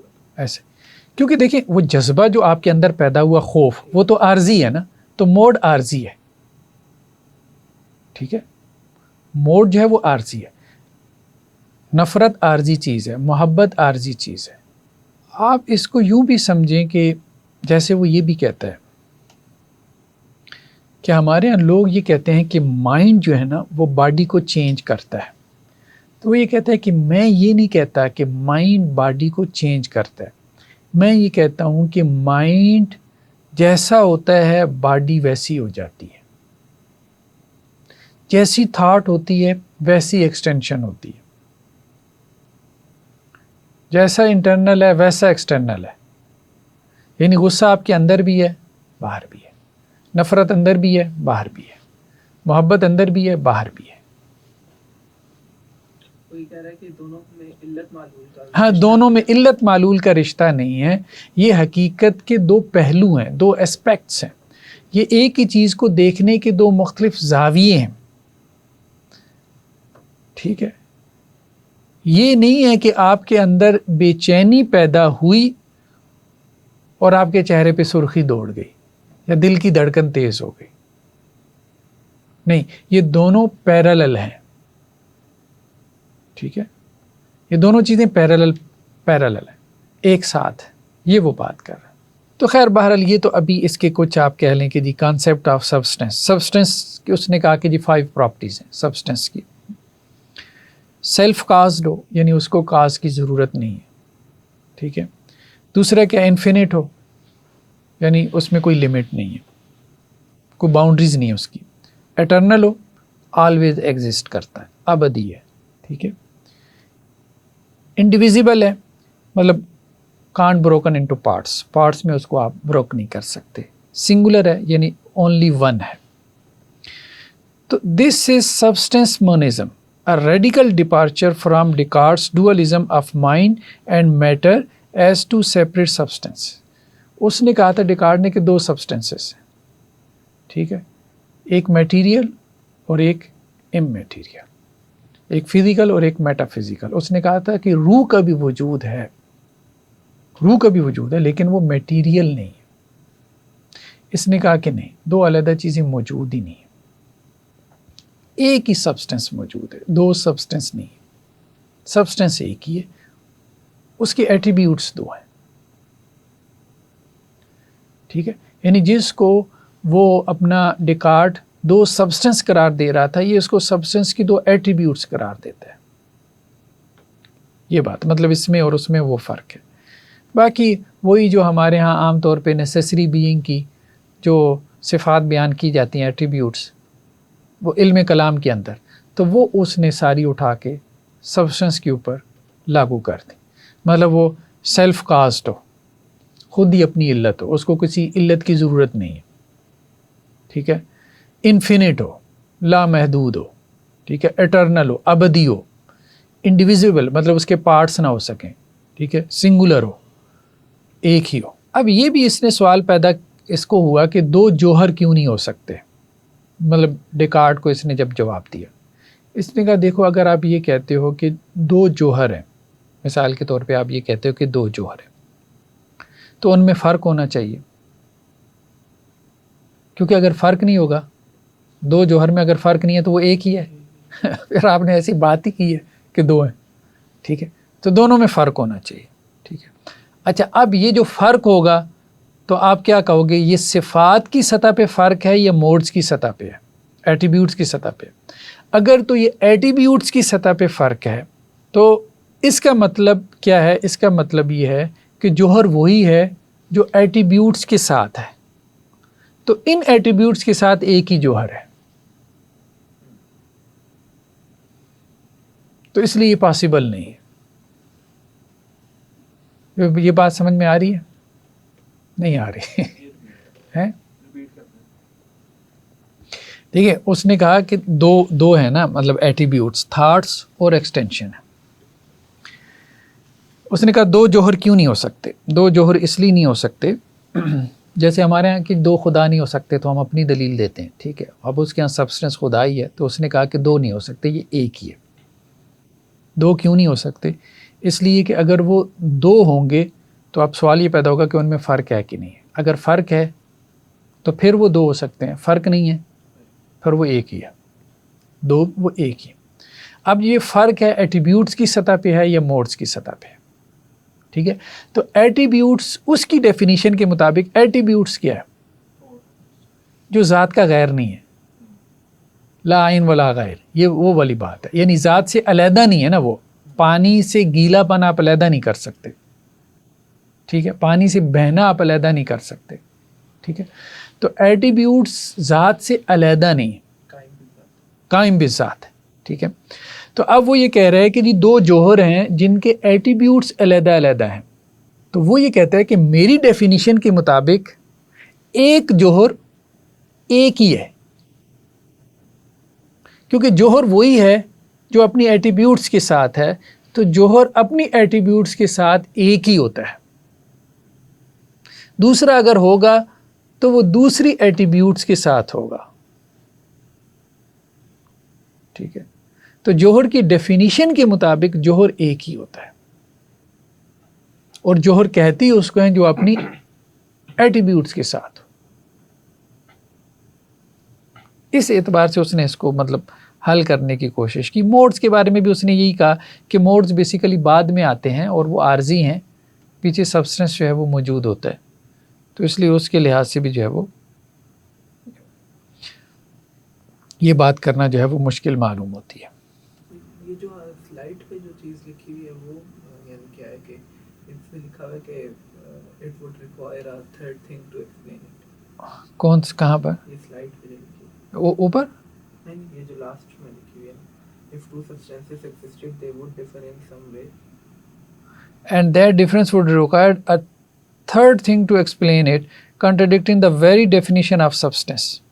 اصل میں وہ یہ کہنا چاہ رہا ہے کہ اگر دو سبسٹنس ایگزسٹ کر رہے ہیں، ٹھیک ہے، تو دے would differ in some way، مطلب ایٹریبیوٹس کے لیول پہ یا موڈز کے لیول پہ وہ مختلف ہوں گے۔ اگر وہ مختلف نہیں ہیں تو ظاہری بات ہے وہ پھر سیم ہوں گے، پھر تو آپ یہ نہیں کہہ سکتے کہ دو ہیں۔ یہاں تک تو یہ بات ہوئی۔ And that difference would required a third thing to explain it, ٹھیک ہے۔ اب جو ڈفرینس ہے کہ دونوں میں فرق ہے، اس فرق کے لیے ایک تیسری چیز ہمیں چاہیے ہوگی،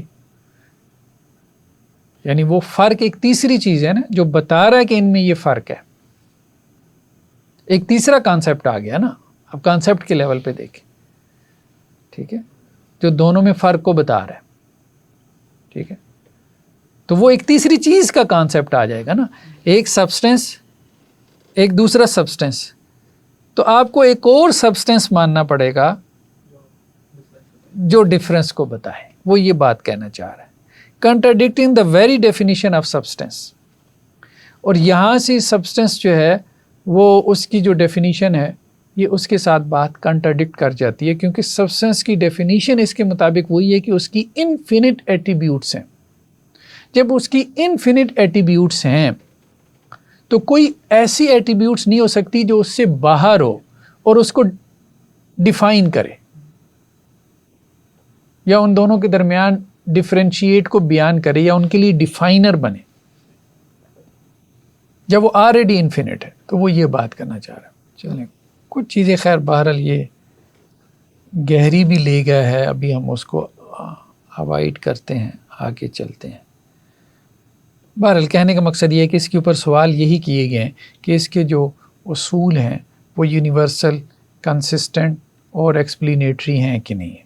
ٹھیک ہے، کوشش اس نے یہی دی ہے کی ہے کہ فلسفے کو سائنس جیسی سرٹینٹی کے ساتھ پروف کرے، لیکن یہ سائنس جیسی سرٹینٹی فلسفے کو دے نہیں سکا، کیونکہ اس نے اپنا تعریفوں کا ایک نظام بنایا، ایک سسٹم تھاٹ بنایا، اور اس کے مطابق تو ٹھیک ہے اگر آپ اس کو مان لیتے ہو، لیکن اگر آپ اس تعریفوں کے نظام کے اوپر ہی سوال کھڑے کر دیتے ہو، آبجیکشن پیدا کر دیتے ہو، ٹھیک، تو پھر جو ہے نا وہ مسائل پیدا ہو جاتے ہیں. اب جیسے کسی نے آبجیکشن پیدا کیا کہ یہ کہتا ہے کہ جی جو صفات ہیں نا وہ لامتناہی ہوتی ہیں، انفینٹ ایٹریبیوٹس ہوتی ہیں.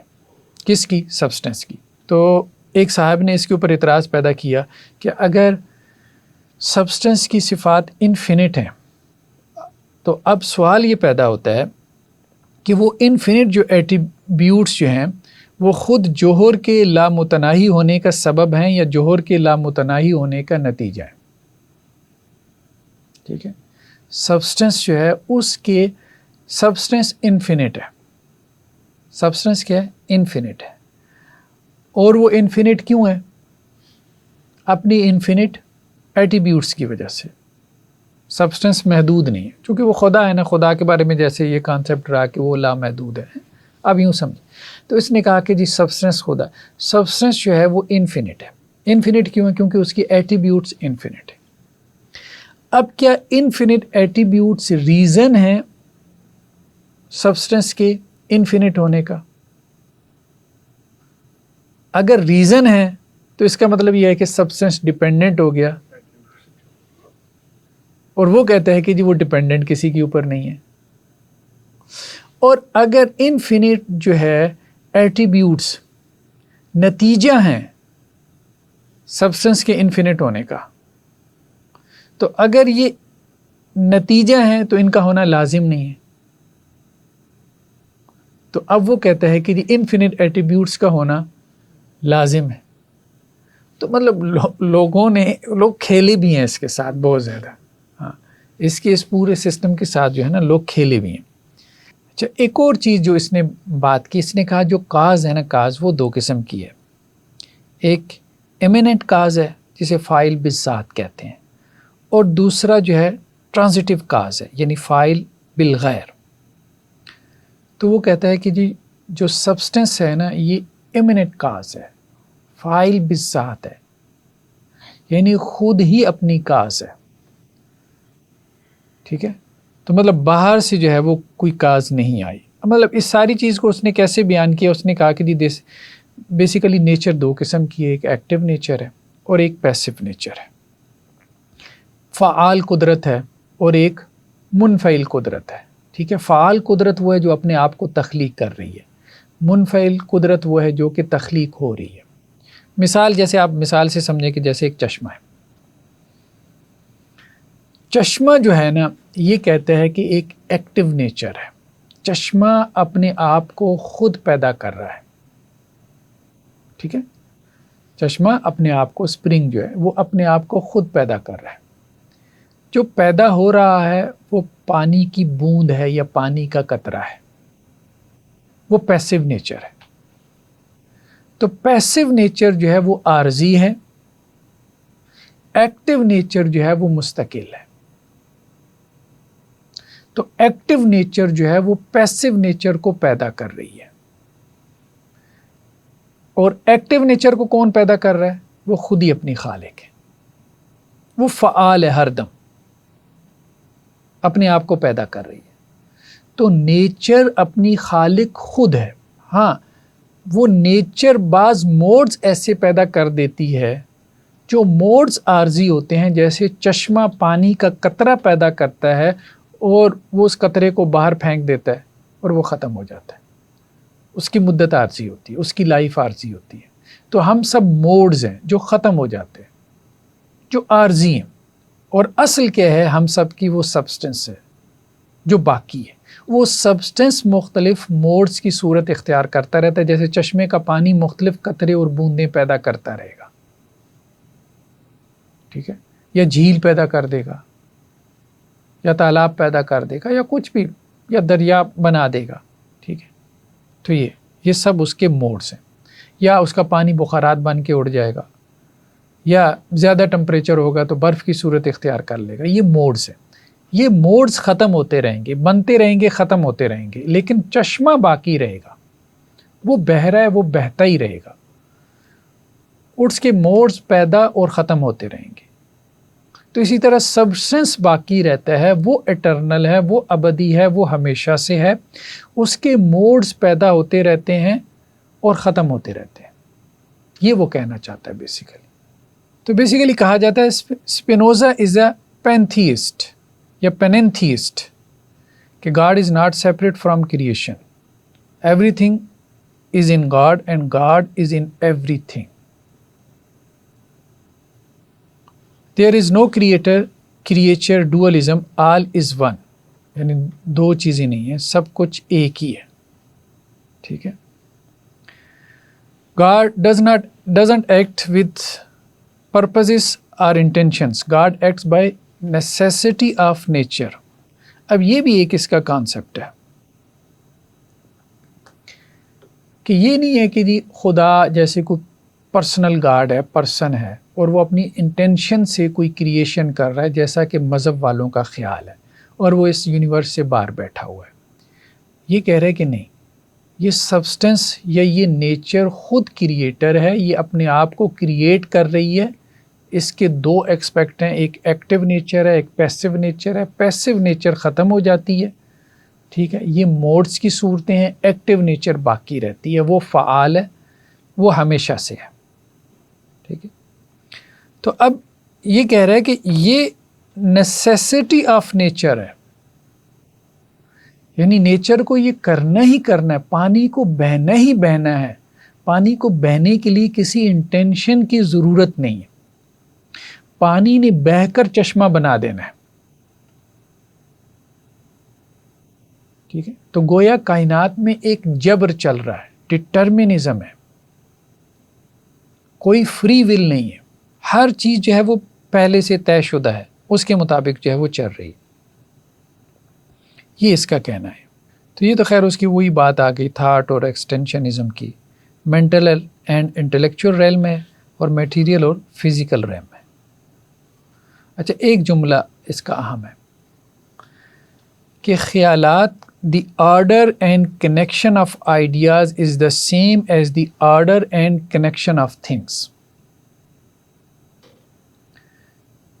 جو تھنگ ہے نا وہ آئیڈیا کے مطابق ہے، شے خیال کے مطابق ہے.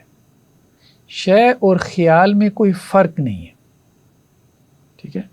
یعنی خیالات کا باہمی ربط اور ترتیب عین وہی ہے جو اشیاء کا باہمی ربط اور ترتیب ہے. یعنی جو کچھ فکر کی صفت میں ایک خیال ہے وہی امداد کی صفت میں ایک شے ہے، یعنی ایکسٹینشن میں ایک شے ہے. جو کچھ باہر ہو رہا ہے وہ سب اس خیال کے مطابق. اب دیکھیں یہاں خیال سے مراد جو ہے نا، مینٹل اور میٹیریل، وہ کہتے ہیں دو ریالٹیز نہیں ہیں، یہ ایک ہی ریالٹی کی دو حقیقتیں ہیں، ٹھیک ہے. تو یہاں خیال سے مراد وہ ہمارا انسانی خیال نہیں دے رہا، یونیورس کا خیال. یہ تھاٹ سے مراد ہماری تھاٹ نہیں ہے، مطلب اس سے وہ ساری گڑبڑ ہو جائے گی.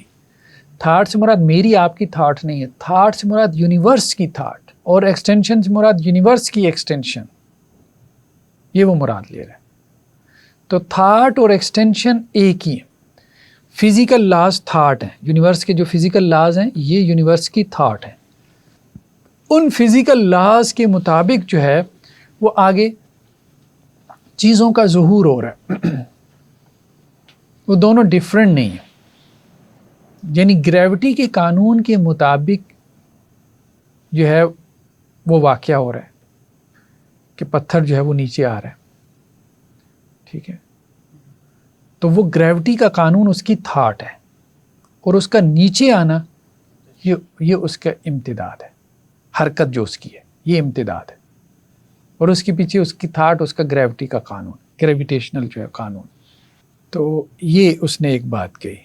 مثال کے طور پہ صحرا میں وہ کہتا ہے کہ جی میٹیریل کیا چیز ہے صحرا میں؟ ریت ہے, ٹھیک ہے, گرد و غبار ہے, پتھر ہے, دھول ہے, مٹی ہے. مینٹل کیا ہے؟ مینٹل اس میں تھرموڈائنمکس یعنی حرارت کے منتقل ہونے کے جو ہے وہ قوانین ہیں, ٹھیک ہے. اسی طرح سمندر میں, مثال کے طور پہ سمندر میں وہ کہتا ہے کہ جی میٹیریل کیا ہے؟ اس کی لہریں ہیں, ٹھیک ہے. مینٹل کیا ہے؟ لہروں کے جو قوانین ہیں, ویوز کے لیے جو فزیکل لاز ہیں وہ اس کے مطابق ویوز کا ظہور ہو رہا ہے, بالکل اس کے مطابق, اور یہ جبر ہے, ٹھیک ہے. یہ قوانین کا جبر ہے. قوانین جو ہے وہ جیسے میریکل کہتے ہیں نا, میریکل کچھ بھی نہیں ہے, وہ قوانین نے اپنے اس قانون کے مطابق ہی اپنے آپ کو ظاہر کرنا ہے, ایکسپریس کرنا ہے. تو ڈٹرمنزم ہے. اسی طرح وہ کہتا ہے تھاٹ کے لیول پہ بھی یہی ہے. اچھا, اس چیز کو اس نے جا کے جو ہے نا وہ اپنا انسانی جو آپ کہہ لیں وجود ہے اس پہ اس نے اس کو کیسے جو ہے وہ جا کے اپلائی کیا, وہ بہرحال خیر یہاں تو ایگزامپلز آف موڈز آ گئے, individual human being, trees, animals, plants, ocean analogy, اس کو بھی ہم نے دیکھ لیا ہے, ٹھیک ہے. اچھا, اب وہ یہ کہتا ہے کہ علم جو ہے نا, علم وہ 3 سطح کے اوپر ہے. ایک امیجینیشن ہے, یہ علم نامکمل ہے, انکمپلیٹ ہے, ان ایڈوکیٹ, کنفیوزڈ ہے, پرون ٹو ایرر ہے, مطلب اس میں ایرر ہو سکتا ہے, ٹھیک ہے. یہ وہ علم ہے جو آپ کو حواس خمسہ سے حاصل ہوتا ہے. وہ کہتا ہے حواس خمسہ سے حاصل ہونے والا علم بھی جو ہے اس میں ایرر ہو سکتا ہے. اور وہ علم جو آپ کو ہیئر سے مطلب خبر سے حاصل ہوتا ہے اس میں بھی ایرر ہو سکتا ہے. یہ انکمپلیٹ ہے, الجھا ہوا ہے, کنفیوزڈ ہے, اس میں غلطیوں کا امکان ہے, بیرونی ہے, باہر سے آتا ہے, اندرونی علم نہیں ہے, تو غیر یقینی علم ہے یہ. اب یہ اس کی اپسٹیمالوجی شروع ہو گئی نا, ٹھیک ہے. تو یہ علم وہ کہتے ہیں امیجینیشن کا جو علم ہے, جو آپ کو سینسز سے حاصل ہو رہا ہے, جو آپ کو خبر سے حاصل ہو رہا ہے, ہسٹری سے, تاریخ سے حاصل ہو رہا ہے, یہ قابل اعتماد نہیں ہے. مثال کے طور پہ سینسز سے اس نے مثال دی کہ آپ دیکھتے ہیں کہ سانپ ہے, قریب جاتے ہیں تو رسی نکلتی ہے. آپ دیکھتے ہیں کہ پانی ہے, قریب جاتے ہیں تو کچھ بھی نہیں ہے, سراب تھا. تو کہتے ہیں سینسز سے حاصل شدہ علم جو ہے وہ اس میں ایرر ہو سکتا ہے, یہ یقینی علم نہیں ہے. تو سینسز سے حاصل شدہ علم کے ذریعے سے ہم حقیقت تک نہیں پہنچ سکتے. سوال یہ بتا حقیقت تک پہنچنا کیسے, ریالٹی تک, ٹھیک ہے. کون سا علم ہے جو آپ کو ریالٹی تک پہنچائے گا؟ یہ ریالٹی جس تک یہ پہنچے. تو سینسز کے علم کو اس نے سائٹ پہ کر دیا, خبر کے علم کو بھی اس نے سائٹ پہ کر دیا, ٹھیک ہے. اس نے کہا کہ جی خبر آپ کو پہنچتی ہے کہ جی فلاں شخص بڑا برا ہے, لیکن جب آپ اس کے ساتھ انٹریکٹ کرتے ہو تو آپ کو پتہ لگتا ہے کہ نہیں یار یہ بات تو ٹھیک نہیں تھی, بندہ بڑا اچھا ہے, ٹھیک ہے. تو اس کا مطلب یہ ہے کہ یہ علم جو ہے ایسا نہیں. دوسرا اس نے کہا علم جو آپ کو عقل کے ذریعے حاصل ہوتا ہے, ریزن کے ذریعے, یعنی پہلے تو ایک 5 سینسز والا جو سائنس کی بنیاد بنا, یا ٹریڈیشن جو کہ مذہب میں ہمیں نظر آتا ہے کہ مذہب ٹریڈیشن کے ذریعے سے منتقل ہوتا ہے, ریویلیشن بھی ایک ٹریڈیشن ہے, خبر ہے. اس میں اس نے کہا کہ غلطی کا امکان ہے. عقل یا استدلال کے ذریعے سے جو علم ہے یعنی لاجیکل ڈیڈکشن, اس نے کہا یہ کافی حد تک ٹھیک علم ہوتا ہے, کیونکہ اس میں لاجک انوالو ہو جاتی ہے نا, اس میں آپ کو علت معلوم ہو جاتی ہے, کاز معلوم ہو جاتی ہے. یہ پہلے درجے سے یقینی درجے کا علم ہے, پہلے درجے کی نسبت اس سے بہتر ہے. سیکنڈ درجے کا علم یہ ریزن کا علم, ٹھیک ہے. جیسے آگ کے قریب اگر آپ پانی رکھیں گے تو پانی گرم ہو جائے گا. تو یہ علم آپ کو حاصل ہوا کیسے؟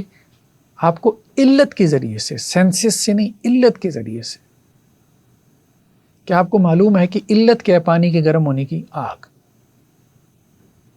تو یہ ریزن کے ذریعے سے آپ کو, یعنی جب آپ کے پاس ریزن کا علم آ جاتا ہے نا, تو پھر آپ کا علم جو ہے یعنی سینسز کے علم میں ریزن بھی ساتھ شامل ہو جائے تو پھر وہ دوسرے درجے کا علم بن جاتا ہے. مثال کے طور پہ سینسز کیا کہتی ہیں؟ سینسز یہ کہتی ہیں کہ جی سورج جو ہے نا وہ زمین کے گرد گھومتا ہے، یعنی گھوم ہی رہا ہے نا، ایسے جیسے ہم روزانہ یہی دیکھ رہے ہیں، ادھر سے طلوع ہو رہا ہے، مشرق سے مغرب میں جو ہے وہ غروب ہو رہا ہے. سینسز یہ کہہ رہی ہے کیونکہ ہمارے پاس ریزن نہیں ہے. جب ہمارے پاس ریزن آ گئی کہ نہیں مطلب زمین جو ہے وہ سورج کے گرد گھوم رہی ہے تو پھر ہمیں پتہ چلا کہ نہیں ہماری سینسز کا علم غلط تھا. تو سینسز پلس ریزن یہ علم جو ہے نا وہ آپ کو اعتماد دیتا ہے، وہ یہ کہنا چاہتا تھا. ٹھیک ہے، جیسے ریاضی کے حوالے سے اس نے مثلث کی جو ہے وہ مثال بیان کی. تیسرا جو علم تھا نا یعنی وجدانی علم جسے کہتے ہیں انٹیوٹیو نالج. انٹیوٹیو نالج کہتا ہے کہ یہ اعلیٰ درجے کا علم ہے، تیسرے درجے کا ہائی اسٹیٹ آف نالج ہے.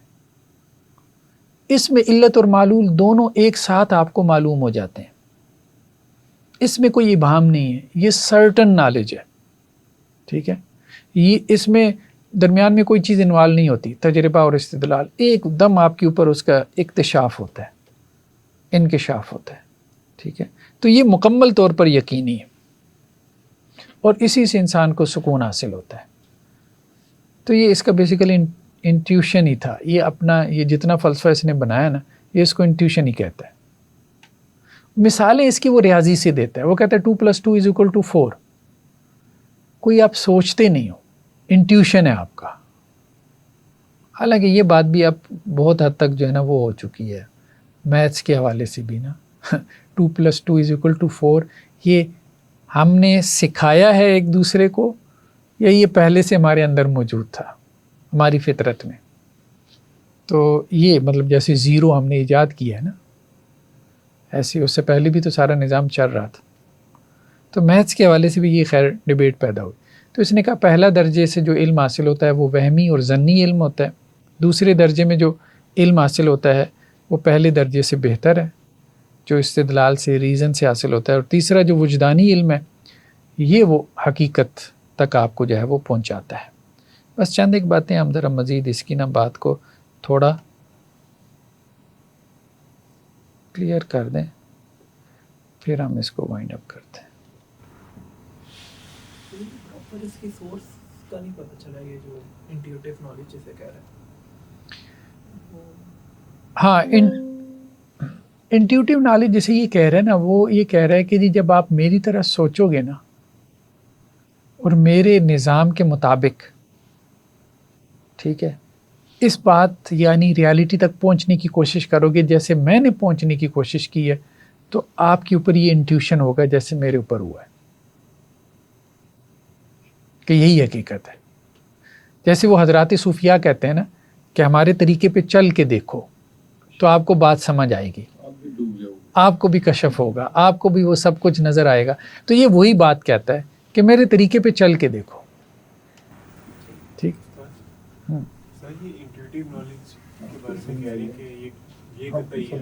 جی یہ قطعی نالج. ہاں دلیل کوئی نہیں دیتا، وہ کہتا ہے بس آ کے دیکھو. دلیل اس کی یہی ہے. تبلیغ والے کہتے ہیں نا چل کے دیکھو بھائی، چل کے دیکھو. وہ حضرات صوفیاء بھی کہتے ہیں بھائی کشف ہوتا ہے بھائی آ جاؤ تمہیں بھی ہو جائے گا. اب اس کے بعد ہم کیا دلیل دیں؟ تو وہ کہتا ہے میرے طریقے کے مطابق چل کے دیکھو تو آپ کو انٹیوشن ہوگا کہ یہ ریالٹی ہے، یہی حقیقت ہے. خیال کی آئیڈیاز کی اس نے دو قسمیں کی، ایڈوکویٹ اور ان ایڈیکویٹ. صحیح خیال جو مکمل اور واضح ہو، ٹھیک ہے، یعنی جس کی علت اور معلول دونوں ہمارے نالج میں ہو، کاز اینڈ ایفیکٹ اگر ہمیں پتہ ہے تو وہ صحیح خیال ہے جو صحیح علم کی بنیاد بنتا ہے. ٹھیک ہے، اور غیر صحیح خیال جو انکمپلیٹ ہے جس میں آپ کو کاز کا نہیں پتہ، کنفیوزڈ ہے، الجھا ہوا ہے، ہمیں صرف ایفیکٹ نظر آتا ہے، کاز ہمارے پاس نہیں ہے. ٹھیک ہے، تو غیر وہ کہتا ہے یہ سارا علم جو ان کے پاس ہے نا یہ غیر صحیح خیالات ہیں، ان کے ان ایڈیکویٹ ان کے جو ہے وہ خیالات ہیں جس سے انہوں نے یہ سارا نالج پیدا کیا، اور یہ وہمی اور ظنی علم ہے. اس میں ان کو کاز کا پتہ نہیں ہے ان کو صرف افیکٹ کا پتہ ہے. یہ ایسی ہے جیسے آپ کو غصہ ہے. اب آپ کو یہ نہیں پتا کہ غصہ کیوں ہے. بعض اوقات ہوتا ہے نا, آپ کو اچانک غصہ آ جاتا ہے بعض اوقات, اور آپ 2 دن تک سوچتے رہتے ہو یار مجھے غصہ کیوں اتنا آ گیا تھا, یا کوئی اور کہتا ہے کہ یار اتنا بھڑکنے کی کیا ضرورت تھی. لیکن علت ہوتی ضرور ہے اس کے بھڑکنے کی, لیکن اس کو سمجھ نہیں آ رہی. وہ ہو سکتا ہے 2 دن وہ غور کرے, اس کو سمجھ آ جائے کہ یار یہ چھوٹی سی بات پہ میں اتنا بھڑک کیوں گیا تھا. اب بات سمجھ, ہو سکتا ہے اس کو اس دن میں 10 لوگوں نے بھڑکایا ہو, وہ کیپیسٹی اس کی جو ہے کوٹا اس کا پورا ہو چکا ہو مثال کے طور پہ. ٹھیک, تو اس طرح سے تو یہ کہتا ہے کہ ہمیں افیکٹس پتہ ہوتے ہیں, ہمیں کاز پتہ نہیں ہوتے. تو اس لیے ہمارے نالج کی زیادہ تر بنیاد افیکٹس کے اوپر ہے جو عام طور پر ہے. تو میں یہ چاہتا ہوں کہ ہم جو ہے وہ کاز کی طرف جائیں, کاز کو معلوم کریں. تو ایک اس کا کانسیپٹ تھا سائیکو فزیکل پیراللزم کا. یہ وہی بات ہے کہ ذہن سائیکو سے مراد ذہن یعنی ذہنی واقعہ اور فزیکل اور جسمانی واقعہ, یہ دونوں ایک ہی حقیقت کے 2 رخ ہیں. ٹھیک ہے, جو ذہن میں ہے یعنی مائنڈ اینڈ باڈی دونوں ایک ہی حقیقت کے 2 رخ ہیں. جو ذہن میں ہے وہی جو ہے وہ ظاہر ہو رہا ہے, دونوں ایک ساتھ. دوسرا یونیورس از نیسیسری, یہ کانسیپٹ ہم نے اس کا دیکھ لیا. ٹھیک ہے, وہ کہتا ہے کہ کوئی انسیڈنٹ نہیں ہوا, کوئی حادثہ نہیں ہوا, جیسے کوئی بگ بینگ ہوا اور یہ سارا کچھ ہو گیا ہے, کوئی حادثہ نہیں ہے, سب نیسیسری ہے. ٹھیک ہے, لاز آف نیچر جو ہے وہ نیسیسرلی اپنا جو ہے وہ اپنے آپ کو ایکسپریس کر رہے ہیں. ٹھیک ہے, باقی یہ ہے کہ چونکہ ہمیں علتوں کا علم نہیں ہے اس لیے وہ فریڈم کا قائل نہیں ہے. مطلب وہ کہتا ہے کہ جی فری ول جو ہے ایک ایلوژن ہے, کوئی آزادی نہیں ہے. آپ یہ جو کہتے ہو نا کہ جی میں آزاد ہوں, تو آپ آزاد نہیں ہو. ٹھیک ہے, ڈٹرمنزم ہے, آپ پابند ہو, نیچر کے جو لاز ہیں آپ اس کے پابند ہو. آزاد نہیں ہیں لوگ. کوئی آپ کو غصہ دلا, آپ کو غصہ آ جاتا ہے, آپ کون سے آزاد ہو. ٹھیک ہے, تو آپ آزاد نہیں. وہ غصہ دلاتا ہے, یہ اب لا ہے نا. ٹھیک ہے, تو اس کے مطابق آپ کو غصہ آ جاتا ہے. غصہ دلانے والا تو آزاد ہے, غصہ دلانے والا تو آزاد نہیں, غصہ دلانے والا بھی آزاد نہیں ہے, وہ بھی اپنی خواہش کا غلام ہے. وہ جو اس کے اندر خواہش ہے غصہ دلانے کی, وہ کیوں دلا رہا ہے؟ وہ اپنی خواہشات کی غلامی کر رہا ہے نا, وہ یہ بات کر رہا ہے. تو وہ یہ کہتے ہیں کہ ایتھکس اس کے نزدیک کیا ہے؟ ایتھکس اس کے نزدیک یہ ہے کہ انسان کو اس کی علتوں سے آگاہ کرنا تاکہ وہ حقیقی آزادی حاصل کر دے. ٹھیک ہے, مثال کے طور پہ اگر آپ کو پتہ ہو کہ غصہ کیوں آتا ہے تو آپ اس پر قابو پا سکتے ہیں. اس کے نزدیک آزادی یہ ہے کہ آپ اپنی علت کو سمجھ لیں. مثال کے طور پہ آپ کو غصہ آیا, آپ یہ سمجھ لیں کہ کیوں آیا. جب آپ کو سمجھ آ جائے گی کہ کیوں آیا, اب آپ اس کو کنٹرول کر سکتے ہو. تو ایتھکس کا مطلب یہی ہے, علتوں کو جان لینا. یعنی اخلاقیات کو اس نے کہاں وہ جا کے میتھس بنا دیا, اب سائنس بنا دیا. اب بات سمجھ بات ایتھکس کی ہو رہی ہے, لیکن اس نے بات کہی تھی کہ میں اس کو سائنس بناؤں گا اور سائنس کی طرح جو ہے وہ میں اس کو واضح کروں گا. تو وہ یہ کہتے ہیں کہ ہماری خواہشات ہیں, ہمارے جذبات ہیں, نو ڈاؤٹ ہیں. ہم اپنی خواہشات اور جذبات کو جانتے ہیں. ٹھیک ہے, اب انہی خواہشات اور جذبات کی بنیاد پہ اخلاقیات وجود میں آتے ہیں. اچھی بری خواہشات سے اچھے برے اخلاقیات وجود میں آتے ہیں, اچھے برے جذبات سے اچھے برے اعمال وجود میں آتے ہیں. لیکن ان خواہشات اور جذبات کی علتیں بھی ہیں. یہ خواہش کیوں پیدا ہوئی, یہ جذبہ کیوں پیدا ہوا. جب آپ ان علتوں سے واقف ہوں گے تو آپ ان خواہشات اور جذبات کو کنٹرول کر پائیں گے. ٹھیک ہے, کوشچن تو آنسر ہی نہ ہو کہ مطلب غصہ کیوں آیا, یہ تو سمجھ گئے کہ اس سے آنے پھر کیا ریئیکشن کرنا چاہیے یا نہیں کرنا چاہیے. ایکچولی کوشچن سالو نہیں ہوا. اب اس کو کویشچن اس کی طرف آتے ہیں. یہ کہتا ہے کہ بیسیکلی جو ہے نا ہر جو وجود ہے, جو بینگ ہے, اس کی یہ ایفرٹ ہے, یہ کوشش ہے کہ وہ اپنے آپ کو باقی رکھے. پتھر ہے, وہ اپنے آپ کو باقی رکھنا چاہتا ہے، ختم نہیں ہونا چاہتا، مٹنا نہیں چاہتا. درخت ہے اپنے آپ کو باقی رکھنا چاہتا ہے، انسان ہے اپنے آپ کو باقی رکھنا چاہتا ہے، حیوان ہے اپنے آپ کو باقی رکھنا چاہتا ہے. جنگل میں بھی دیکھیں نا، سروائیول کی ساری جنگ ہے. ٹھیک ہے، آپ پانی کیوں پیتے ہیں؟ اپنے آپ کو باقی رکھنا چاہتے ہیں. غذا کیوں کھاتے ہیں؟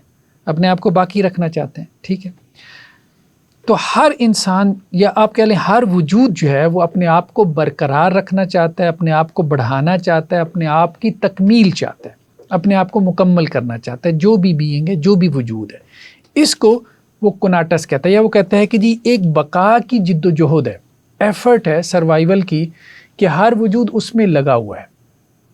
ٹھیک ہے، اب وہ یہ کہتا ہے کہ یہ جو ایفرٹ ہے نا سروائیول کی، جو چیز اس کے ساتھ میچ کرتی ہے تو یہ گڈ ہے،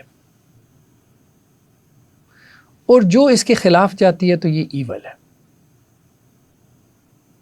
تو اس طرح اس نے گڈ اینڈ ایول کو ڈیفائن کیا. یعنی گڈ اینڈ ایول کے کانسیپٹ اس سے پہلے مذہبی تھے، ریلیجیس تھے، کہ گڈ کیا ہے، ایول کیا ہے. کتاب نے، بائبل نے، قرآن نے مطلب ان چیزوں کو کہا کہ خیر ہے تو یہ نیکی ہے، ان چیزوں کو کہا یہ ایول ہے، شر ہے، گناہ ہے تو وہ شر ہے. تو چونکہ اس نے بنیاد نیچر کے اوپر رکھی نا اپنے فلسفی کی، تو نیچر جو ہے اپنا وجود باقی رکھنا چاہتی ہے اور اپنے آپ کو بڑھانا چاہتی ہے، جو چیز بھی نیچر میں ہے. تو ہر وہ چیز گڈ ہے جو کسی بینگ، کسی وجود کو باقی رکھنے میں ممد اور معاون ہو، سپورٹ کرے اس کے سروائیول میں، اس کی تکمیل کرے. ٹھیک ہے، جو اکثر آپ کہہ لیں کہ جو زندگی مقصد حیات مطلب حیات ہی کی تکمیل کے لیے جو چیزیں ضروری ہیں تو وہ گڈ ہیں. جو اس حیات کی تکمیل میں رکاوٹ ہیں یا اس حیات کو ختم کرنے کا باعث بنتی ہیں تو وہ ایول. مثال زہر ایول ہوگی، خودکشی ایول ہوگی. ٹھیک ہے، کھانا پانی یہ گڈ ہو جائے گا. ٹھیک ہے، کھانا پینا یہ. تو اس طرح سے اس نے ان چیزوں کو جو ہے وہ کیا. اب وہ یہ بات کہتا ہے کہ جی ہر انسان، مثال کے طور پہ انسان کی مثال لیں تو وہ اپنے آپ کو باقی رکھنا چاہتا ہے. ٹھیک ہے، باقی رکھنے کے لیے مثال کے طور پہ پانی ضروری ہے. یہ گڈ ہے کہ وہ اپنے آپ کو باقی رکھنا چاہتا ہے، اپنا سروائیول چاہتا ہے، اپنی تکمیل چاہتا ہے. اس کے لیے اسے پانی چاہیے، اس کے لیے اسے خوراک چاہیے. پانی مل جائے تو اس کے اندر خوشی پیدا ہوگی، پانی نہ ملے تو اس کے اندر غم پیدا ہوگا. تو جائے اینڈ سارو. تو اس نے کہا کہ بیسیکلی جس چیز سے اس کی تکمیل ہوتی ہے، اس کی سروائیول ہوتی ہے، اس سے اس کے اندر خوشی پیدا ہوتی ہے، اور جو چیز اس کی سروائیول میں رکاوٹ بنتی ہے اس سے اس کے اندر غم پیدا ہوتا ہے. تو یہ یہاں سے اس نے پھر جذبات کو ڈیفائن کرنا شروع کیا. مثال کے طور جب کھانا ملتا ہے تو انسان خوش ہوتا ہے، نہیں ملتا بھوکا رہ جاتا ہے تو انسان غمگین ہو جاتا ہے. ٹھیک ہے، اسی طرح جو ہے وہ شادی کرنے سے انسان کی تکمیل ہوتی ہے تو یہ گڈ ہے، نہ کرنے سے مطلب اس کے سروائیول کے مسائل پیدا ہوتے ہیں تو اس لیے یہ ایول میں آ جائے گا. علم حاصل کرنا یہ گڈ ہے، نہ حاصل کرنا یہ ایول ہے. تو اس طرح سے اس نے باتیں کی. اب اس نے جذبات کو اس نے کہا کہ 6 قسمیں ہیں، مطلب جذبات کی نا 6 قسمیں ہیں، کہ جب بھی انسان جو ہے وہ اپنے سروائیول کی ایفرٹ کرتا ہے، جیسے وہ کناٹس کہتے ہیں، جب بھی وہ ایفرٹ کرتا ہے اپنی بقا کی، اپنی تکمیل کی، تو اگر اس کی ایفرٹ کامیاب ہو جائے تو خوشی پیدا ہوتی ہے، کامیاب نہ ہو تو غم پیدا ہوتا ہے. اگر جو ہے نا کوئی چیز اس کے کناٹس کو بڑھا دے، اس کی سروائیول کو بڑھا دے، تو اس چیز سے اس کو محبت پیدا ہوتی ہے. اور کوئی چیز اس کے کناٹس میں، اس کے سروائیول کی ایفرٹ میں رکاوٹ بن جائے تو اس سے اس کو نفرت پیدا ہوتی ہے.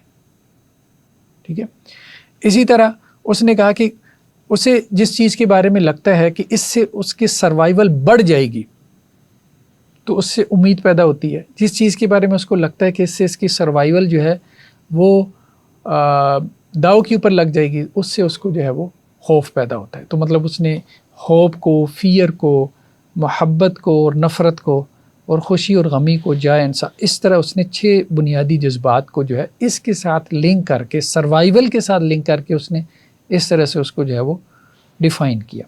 تو ایک اس نے کہا کہ انفرادی انڈیویجول کی اپنی کوشش ہے، ایفرٹ ہے. ایک اس نے کہا کلیکٹیو ایفرٹ بھی ہوتی ہے. بعض اوقات ایک انڈیویجول جو ہے اپنی سروائیول کے لیے وہ چیزیں پیدا نہیں کر پاتا، تو پھر وہ کیا کرتا ہے، اجتماعیت بناتا ہے، سوسائٹی بناتا ہے، ریاست بناتا ہے.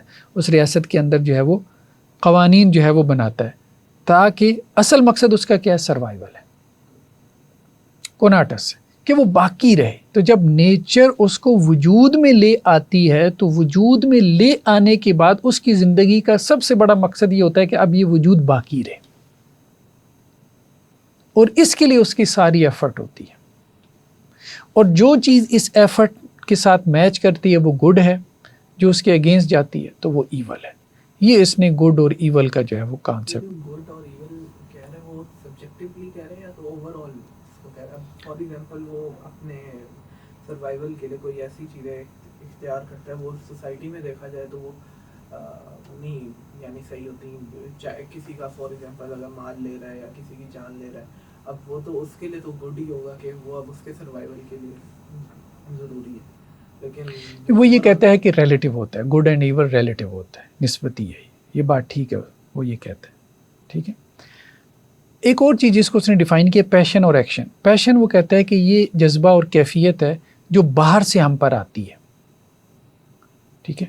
ایکشن وہ جذبہ اور کیفیت ہے جو ہمارے اندر پیدا ہوتا ہے. یعنی ایکشن جو ہے، یعنی جب ہم فعال اور ایکٹیو ہوتے ہیں نا، تو ایکشن کی علت جو ہے کاز ہمارے اندر ہوتی ہے. پیشن جو ہے یہ وہ جذبہ ہے جو باہر سے ہمارے اوپر طاری ہوا، اس کی علت باہر ہوتی ہے. جیسے کسی نے آپ کو غصہ دلا دیا، کسی نے آپ کو غصہ دلا دیا، اب یہ جذبہ آپ کے اندر پیدا ہوا، لیکن اس کی علت کیا ہے، باہر ہے آپ سے، تو آپ کے کنٹرول میں نہیں ہے. ٹھیک ہے. اور ایکشن یہ ہے کہ آپ کے اندر سے غصہ پیدا ہوا، یعنی جسے آپ کنٹرولڈ اینگر کہیں گے، یعنی آپ نے خود غصہ پیدا کیا. یہ ایسے ہوتا ہے کہ جیسے بعض اوقات ہم اولاد کے ساتھ جانتے بوجھتے ناراضگی کا اظہار کرتے ہیں کنٹرولڈ ایموشنز کے ساتھ، کہ اس کو نا ابھی آنکھیں دکھانے کی ضرورت ہے، غصہ نہیں آ رہا ہوتا. اب بات سمجھ، لیکن ہوتا ہے کہ یار اس کو بعض اوقات امپلائی کو بھی ایسے کیا جاتا ہے، غصہ دکھایا جاتا ہے. تو وہ یہ کہتا ہے کہ ایتھکس کیا ہے، ایتھکس یہ ہے کہ آپ پیشن کو ایکشن کے اندر کنورٹ کر لو. یعنی آپ کے جذبات کی جو علت باہر موجود ہے، آپ کو اپنے جذبات پہ اتنا کنٹرول ہو جائے کہ وہ علت آپ کے اندر پیدا ہو. جذبات ختم نہیں کرنے، اس کو وہ ایتھکس کہتا ہے. مثال کے طور پہ وہ کہتا ہے کہ اچانک غصہ آ جانا، کوئی آپ کو برا بھلا کہے اور آپ کو اچانک غصہ آ جائے، یہ پیشن ہے، یہ ٹھیک نہیں ہے، یہ درست نہیں ہے. ٹھیک ہے. یہ ان ایڈوکیٹ ہے کیونکہ اس کی علت آپ سے باہر ہے اور آپ کو پتہ بھی نہیں ہے. ایڈوکیٹ کیا ہے؟ ایڈوکیٹ نالج یہ ہے کہ غصہ آپ کو آئے اور اس کی علت آپ کے اندر ہو، یعنی علت بھی آپ کے علم میں ہو. جب علم میں ہوگی تو کنٹرول ہوگی، آپ کو پتہ ہے کتنا غصہ کرنا ہے، کتنا نہیں کرنا، کب کرنا ہے، کب نہیں کرنا، کیسے کرنا ہے. اسی طرح سے وہ کہتا ہے کہ جب اچانک کوئی تیز ہوا چلے تو آپ ڈر جاتے ہیں، تو اب آپ کے اندر خوف پیدا ہوا نا، اس خوف کی علت باہر ہے، یہ آپ کے کنٹرول میں نہیں ہے. اور ایک یہ ہے کہ آپ کو دشمن کا خوف ہے اور آپ تدبیر کریں کہ یار اس نے میرے ساتھ یہ کرنا ہے تو مجھے نا یہ احتیاطی تدبیر اختیار کر لینی چاہیے، یہ کنٹرول ہے، آپ اس سے واقف ہو. ٹھیک ہے. اسی طرح وہ اور مثال کے طور پہ ایک وہ محبت ہوتی ہے بس دیکھتے جی لٹو ہو گیا، آپ کو پتہ ہی نہیں ہے کیا وجہ ہے محبت کی. ٹھیک ہے. اور ایک یہ ہے کہ آپ کسی کی صفات کو سوچ سمجھ کے اس کے ساتھ محبت کرتے ہو. تو اب جذبات تو ہیں، لیکن بعض جذبات ایسے ہیں جن کی علتیں آپ کے علم میں ہیں. جب آپ کے علم میں ہیں، آپ کے نالج میں ہیں، تو یہ ایکٹیو، یہ ایکشنز ہیں آپ کے، یہ پیشنز نہیں.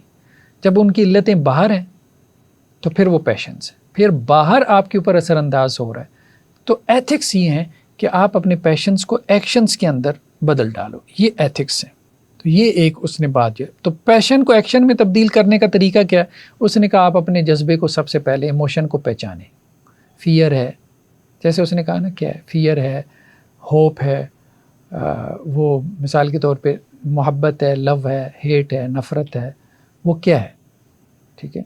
پھر اس کے بعد جو ہے وہ آپ اس جذبے کو نام دیں، یہ غصہ ہے، یہ خوف ہے، یہ محبت ہے. پھر اس کی علت تلاش کریں کہ یہ کیوں آیا، مجھے غصہ کیوں آیا، یہ نفرت کیوں پیدا ہوئی، یا فلاں سے مجھے محبت کیوں محسوس ہو رہی ہے، ٹھیک ہے. پھر آپ اس کو عقلی طور پہ سمجھیں، وہ پورا جو نظام ہے نا نیچر کا، اس میں سمجھیں آپ اس کو حصہ بنا کے سمجھیں. جب آپ اس کو اس نیچر کا حصہ بنا کے سمجھیں گے نا، جب آپ کو لگے گا کہ یہ نہیں یار، یہ نیچرل ہے، ٹھیک ہے، یہ فزیکل لاز کی طرح ہے، تو پھر آپ کے اندر اس کے لیے ایکسیپٹنس پیدا ہو جائے گی. جب ایکسیپٹنس پیدا ہوگی تو آپ کے اندر سکون پیدا ہوگا، پھر آپ بے چین نہیں ہوں گے. یہ وہی ہے کہ ایک طبعی ہوتی ہے جذبات ہوتے ہیں اور ایک عقلی جذبات ہوتے ہیں. ہاں، یہ عقلی جذبات کی بات کرتا ہے، یہ طبعی جذبات کی بات نہیں کرتا ہے. یہ مثال کے طور پہ کہتا ہے کسی نے آپ کو برا بھلا کہا، آپ کو اچانک غصہ آ گیا، یہ پیشن ہے، چیخا، مارا، توڑا، بعد میں پچھتاوا، ٹھیک ہے. کسی نے برا بھلا کہا، ایک تو صورت یہ ہے، کسی نے گالی دی تو آپ نے یہ، دوسرے یہ کہ کسی نے آپ کو برا بھلا کہا، آپ نے کہا یار لگتا ہے پریشان ہے بیچارہ، اپنے کسی ٹینشن میں ہے، تو اب آپ کہیں آپ ریلیکس ہیں، آپ سکون میں. غصہ آنا جو ہے یہ ایک ضروری چیز نہیں ہے. اب اس کے اس میں بندہ دیکھے یوں تو عجیب سی لگ رہی ہے کہ اب فار ایگزامپل اگر کوئی چیز غلط ہو رہی ہے اس پہ اگر غصہ نہ آنا، یہ تو خود پہ کوئی بیماری رکھتی ہے.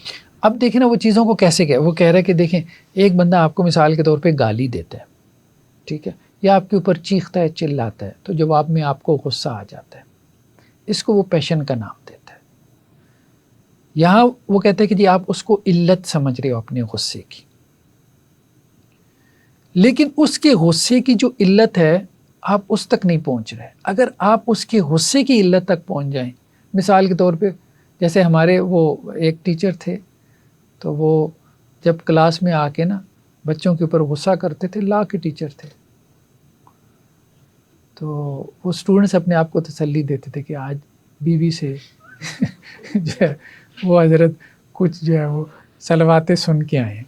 تو اس سے کیا ہوتا تھا کہ تسلی ہوتی تھی، مطلب وہ اپنے آپ کو تسلی دینے کے لیے تو وہ ایکسیپٹ کر لیتے تھے اس اب بات سمجھ.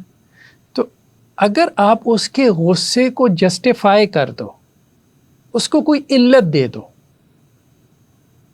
تو پھر آپ کے اندر ایکسیپٹنس پیدا ہو جاتی ہے کہ یار لگتا ہے کسی سے کٹ کھا کے آ رہا ہے یا کسی سے لڑ کے آ رہا ہے، ٹھیک ہے، تو آپ کے اندر ایکسیپٹنس پیدا ہو جاتی ہے.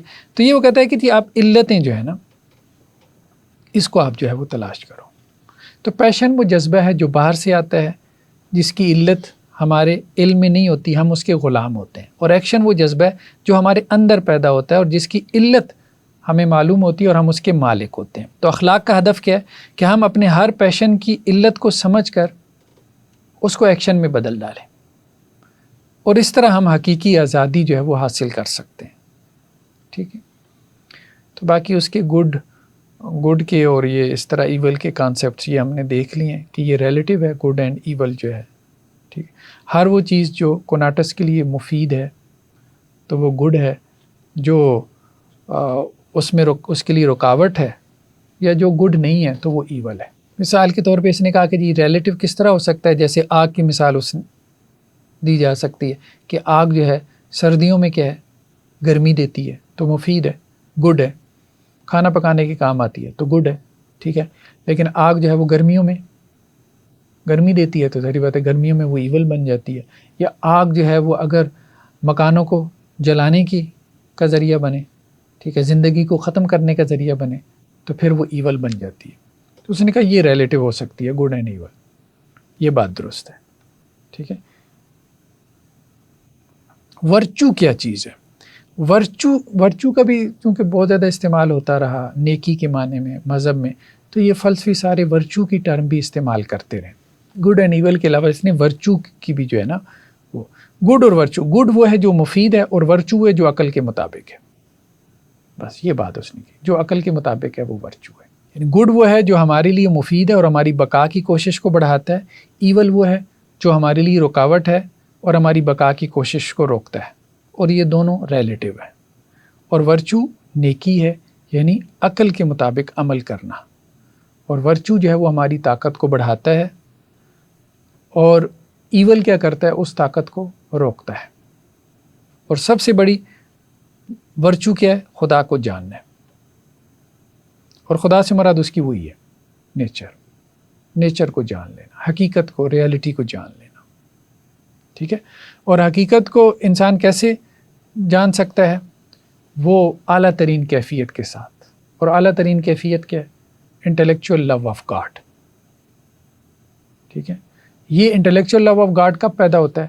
جب آپ یونیورس کو سمجھ لیتے ہو۔ کیسے؟ جیسے سپینوزا نے سمجھا، ایسے آپ سمجھ لیتے ہو تو آپ کو انٹلیکچوئل لو آف، وہی بات ہوئی نا کہ یہ جذباتی محبت نہیں ہے، انٹلیکچوئل لو ہے، عقلی محبت ہے خدا کے ساتھ، یعنی نیچر کے ساتھ، ٹھیک ہے۔ اور یہ علم اور سمجھ سے پیدا ہوتی ہے۔ سب سے پہلے آپ علم حاصل کرتے ہو عقل اور وجدان کے ذریعے سے، سینسز سے نہیں۔ وہ جو 3 مرحلے اس نے بیان کیے تھے، عقل اور وجدان کے ذریعے سے۔ پھر آپ خدا کو پہچانتے ہو کہ خدا اصل میں ہے کیا، کہ وہ کوئی پرسن نہیں ہے، ٹھیک ہے، وہ نیچر ہی ہے۔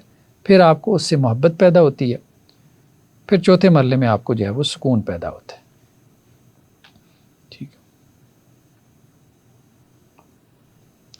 تو اسٹیٹ آف نیچر مطلب اس نے کچھ ایسی باتیں بھی کی، وہی جو ہم نے کہا تھا کہ سوشل کانٹریکٹ کی تھیوری کے پرسپیکٹو میں، کہ اسٹیٹ آف نیچر کیا ہے؟ اسٹیٹ آف نیچر ہم نے کہا تھا کہ ابتدائی حالت، وہ قدرتی حالت جب انسان جو ہے وہ اس کے اندر تھا، جب تک اسٹیٹ نہیں تھی، ریاست نہیں تھی، تو انسان پہاڑوں کے پاس، ندی نالوں کے پاس، چشموں کے پاس، جھیلوں کے پاس زندگی گزارتا تھا، اکیلا نیچر کے ساتھ۔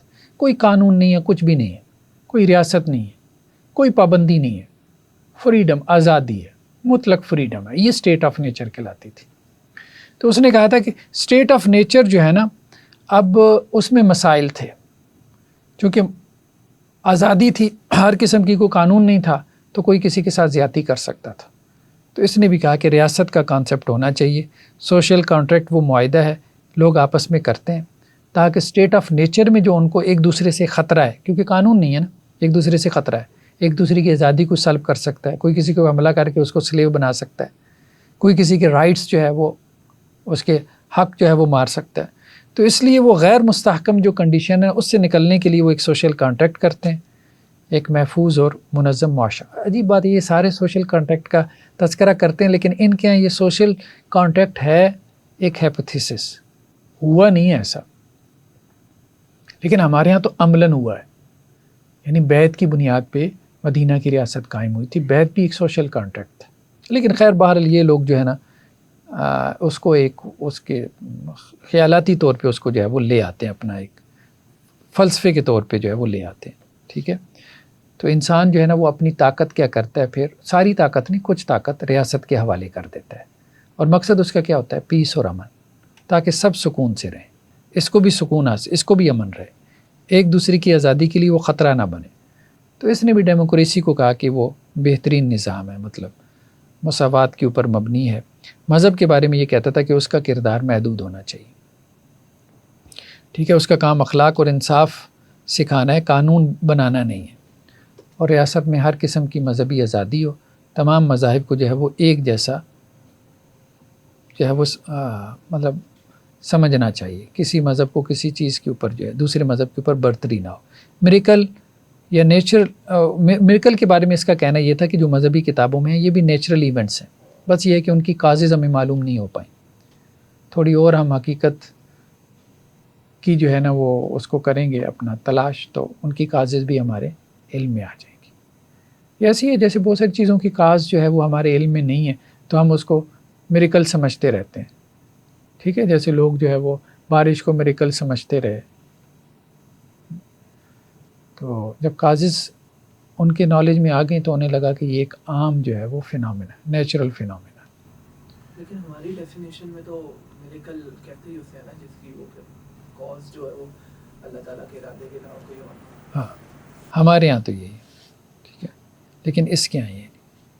تو خیر خلاصہ یہی ہے، اگر ہم اس کو سمرائز کریں، خدا اور قدرت، گاڈ اور نیچر ایک ہی چیز ہے، ہر چیز خدا میں ہے، ٹھیک ہے، ہم سب خدا کے موڈس ہیں، یعنی عارضی صورتیں ہیں، ٹھیک ہے. عقل کے ذریعے حقیقت کو سمجھنا اور خدا کی عقلی محبت حاصل کرنا، یہ ہماری زندگی کا مقصد ہے. اور خدا سے مراد نیچر، ٹھیک ہے. علم، عقل اور اپنے جذبات پر قابو پا کر میں خوشی حاصل کر سکتا ہوں. اپنی علتوں کو سمجھنا اور اپنی عقل سے عمل کرنا، یہی میری آزادی ہے. جمہوریت جہاں عقل، مساوات اور آزادی فکر ہو، بہترین معاشرہ ہے. تو خدا یونیورس میں ہے، یونیورس خدا میں، دونوں ایک ہی سکے کے دو رخ ہیں. بس یہ وحدت الوجود بھی اسی سے ملتا جلتا کانسیپٹ ہے جو ہم نے کہا تھا. اس میں اور اس میں کوئی زیادہ فرق نہیں. ان کی ٹرمینالوجی ذرا اپنی ہے، اس کی ذرا اپنی ہے. جی آئنسٹائن کا ذکر کیا اور آپ نے کہا کہ موسٹلی جو ہے وہ اسی اسپائنوزا کی خدا کو مانتے ہیں لیکن وہ اقرار نہیں کرتے. اس چیز کو تھوڑا ایکسپلین کر دیں.